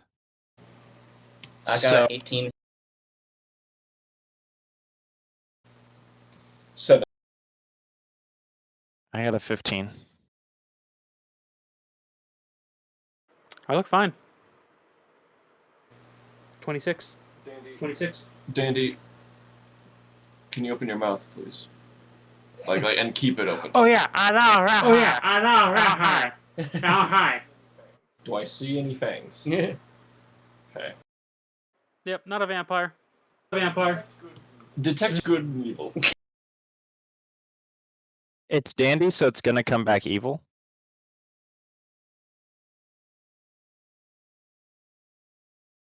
Looking up the verbiage for detection of good and evil. Are you like chaotic neutral? So wouldn't that show up? Oh, sorry, divine sense. Oh, divine sense. Okay. Yeah, So that's Oh. an ability. sensing like fiends, undead. Celestial fiends are undead within 60 feet, not behind total.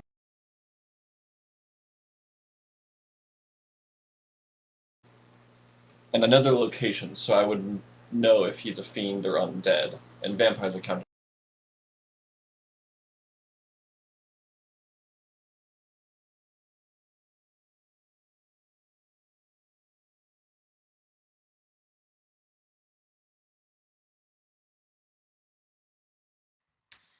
You see 3 undead, 1, and the Mittalon. The flesh golem is too far from you at this point. And you do see a bit of fiendish aura coming off of Revalor.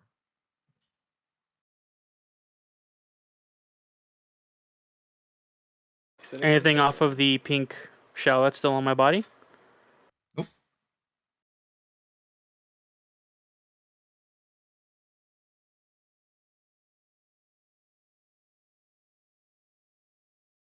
That's just perception, right? Those keen senses. Is that what you're talking about? Yeah, that's just for like perception, sight, smell, sound, touch, taste. So like that cake was really good.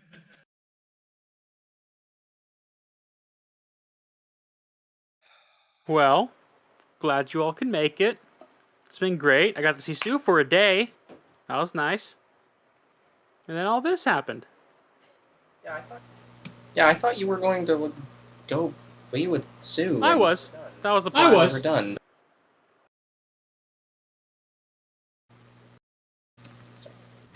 What changed?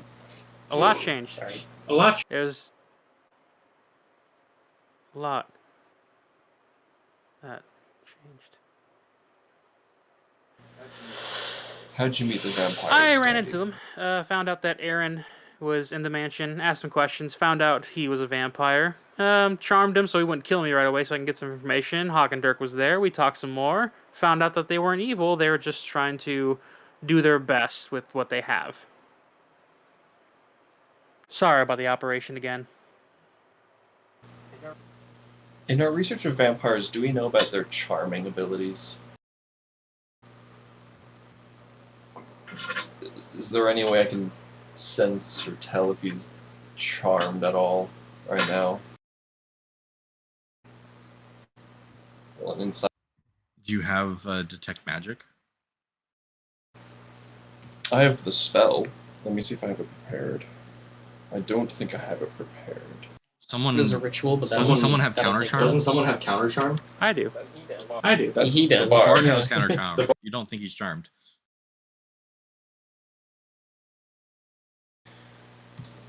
I'm gonna change detect poison and disease because I was gonna have that actually for the coronation to like test foods and stuff, but that never really like came Ever up the to protector. be a thing. So how's the coronation, So how's Revalor? the coronation? Good cake? Still on Otar's face. It was good cake. I'm still drinking I'm milk. still drinking I'm milk. just Yeah, sitting we, there like Sitting there like a while. Things are a bit hectic, but yeah, you'll be happy to know that we're officially under new management, and we're already in steps to start releasing the humans, getting rid of those nasty collars. Oh, that's a good start. No, that's a good start. It's not enough, but it is a start. That's fair. It's already better than the last person in charge. Are you? It's at this point that those that have been paying attention, which is probably at least 3 of you at minimum, besides the one with cake on his face. I haven't blinked in a while. You did mention that you died. Yes. Yeah. My head Yes. popped. Yeah. Oh. Well, it seems to be intact now. That's good. Okay. Yeah. Okay. I'm sorry about that. Who popped it? Popped it. Bounty hunters. Bounty They hunters. were after item that was popular, is what I've come to the conclusion of.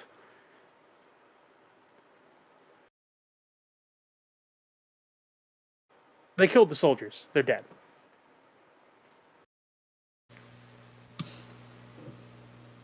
Well, that's. I'm sorry they weren't more useful. I'm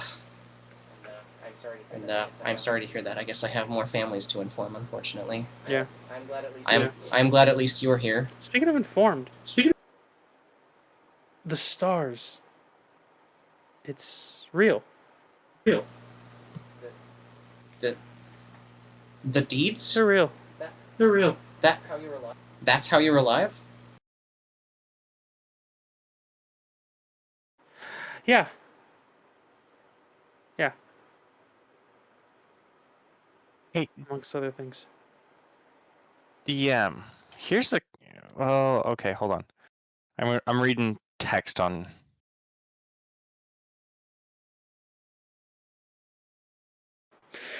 Can I So- make a perception check on Dandy with my Eyes of the Eagle? Because it says in conditions of clear Oh, I guess this isn't clear visibility. This is low light, isn't it? Technically, yeah, it's low light, but what are you trying to find? He's acting really weird. And in Eyes of the Eagle, it says in conditions of clear visibility, you can make out details of extremely distant creatures and objects. Oh, never mind. Never mind. It doesn't apply. Okay. Well, as one person who's died multiple times to another one who has died, I can tell you're still pretty fresh from it. That's right. I You think. That's right. You that as well. Multiple times. How many times? It's no joke. And No, he was laughing. he was laughing. You said you made a deal with. Yeah. I Deal with who? Hey guys, I just got called into work. I'm sorry. I gotta bail. I wasn't scheduled until 7, but apparently it's not going well over there. Oh, geez, okay. So This is also I- past 2. Yeah. Yeah, we're gonna wrap this up in just a minute. We're gonna wrap this up in just a minute. I think we're getting close anyway. So then if we're getting ready to wrap, then I will stick around. But yeah, I gotta start winding down. the one who spent 3 days. 3 days. No, 4,200. 6,400. No, 3 days. Vale. He was thorough. did you count the minutes? Seconds? Well, first it was deaths. But I just heard him counting. that was losing count. So I chose time. And that was somehow worse. It's fine. I'm pretty sure it worked out. I'm back. I'm alive.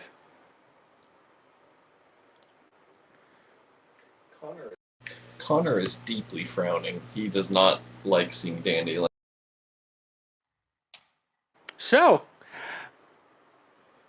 old Lord Mittalon, years look great on you, considering how you were once human. Alive now. It's great. You never died. No, you never died. I did once. We heard about your son. How's he doing? You old sport. I haven't seen him in many years. Mm. I'm not so sure I want you here. To be fair, I understand that. It makes a lot of sense. I'm just here to try and start the peace to let them know that you guys weren't a threat. That's what I've found out. Thanks to Hawkender. He's helped out a lot. Good guy. We're going to help get that budget back up because we kind of shut down your operations. Sorry. We're getting that back up. We're going to make Tariff good again. Great again. Yeah. Hawkender. Yeah. That one. Yeah. Who ate people in Goblins. the mines and we chased. Yeah, he only ate goblins. Yeah, That's fine. he only ate goblins. And Matthew and his wife. But, bummer. Who tried to kill us with. Well, to be Farron. fair, he actually didn't. That was by coincidence. It was by coincidence. Yes. It was by coincidence. That's quite the coincidence. Tell me about it. It was quite lucky for me. Until you guys burned my house down. Burn my house down. You deserved it. Did he though? He ate people. We've killed people. Yeah. Yeah. He ate them. I mean, circle of life, and life is circling back and Life forth. is circling back and forth. Hasn't your shield eaten a few? I told it not to, except one, and I deeply regret that. Well, things are going good. Things are great. As for not wanting me here, I understand. It's fine. Just trying to make sure that we can get things under control. The faster we end this conflict, war, fight, villain, death, the faster I can wash this behind me. But I do have one request, one important request. It's a thing that is part of the deal.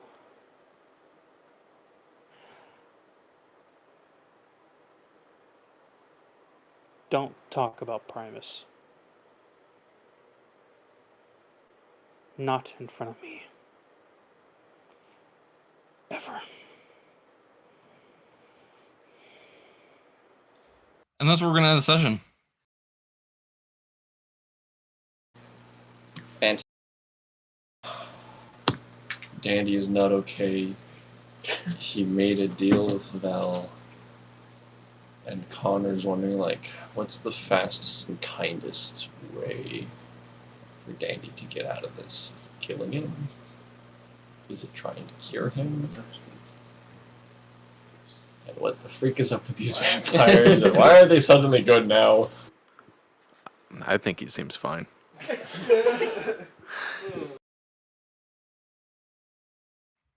All right, everybody. Thank you for hanging out with this session. I was glad to have everyone around the table again.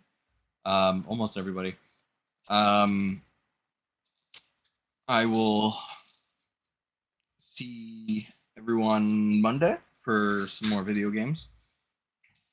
Yeah. But until then, don't forget to like, subscribe, hit the bell notification. Let us know that you enjoy this show. And until then, we'll see you guys around the table. See ya. Bye. Thank you. Peace.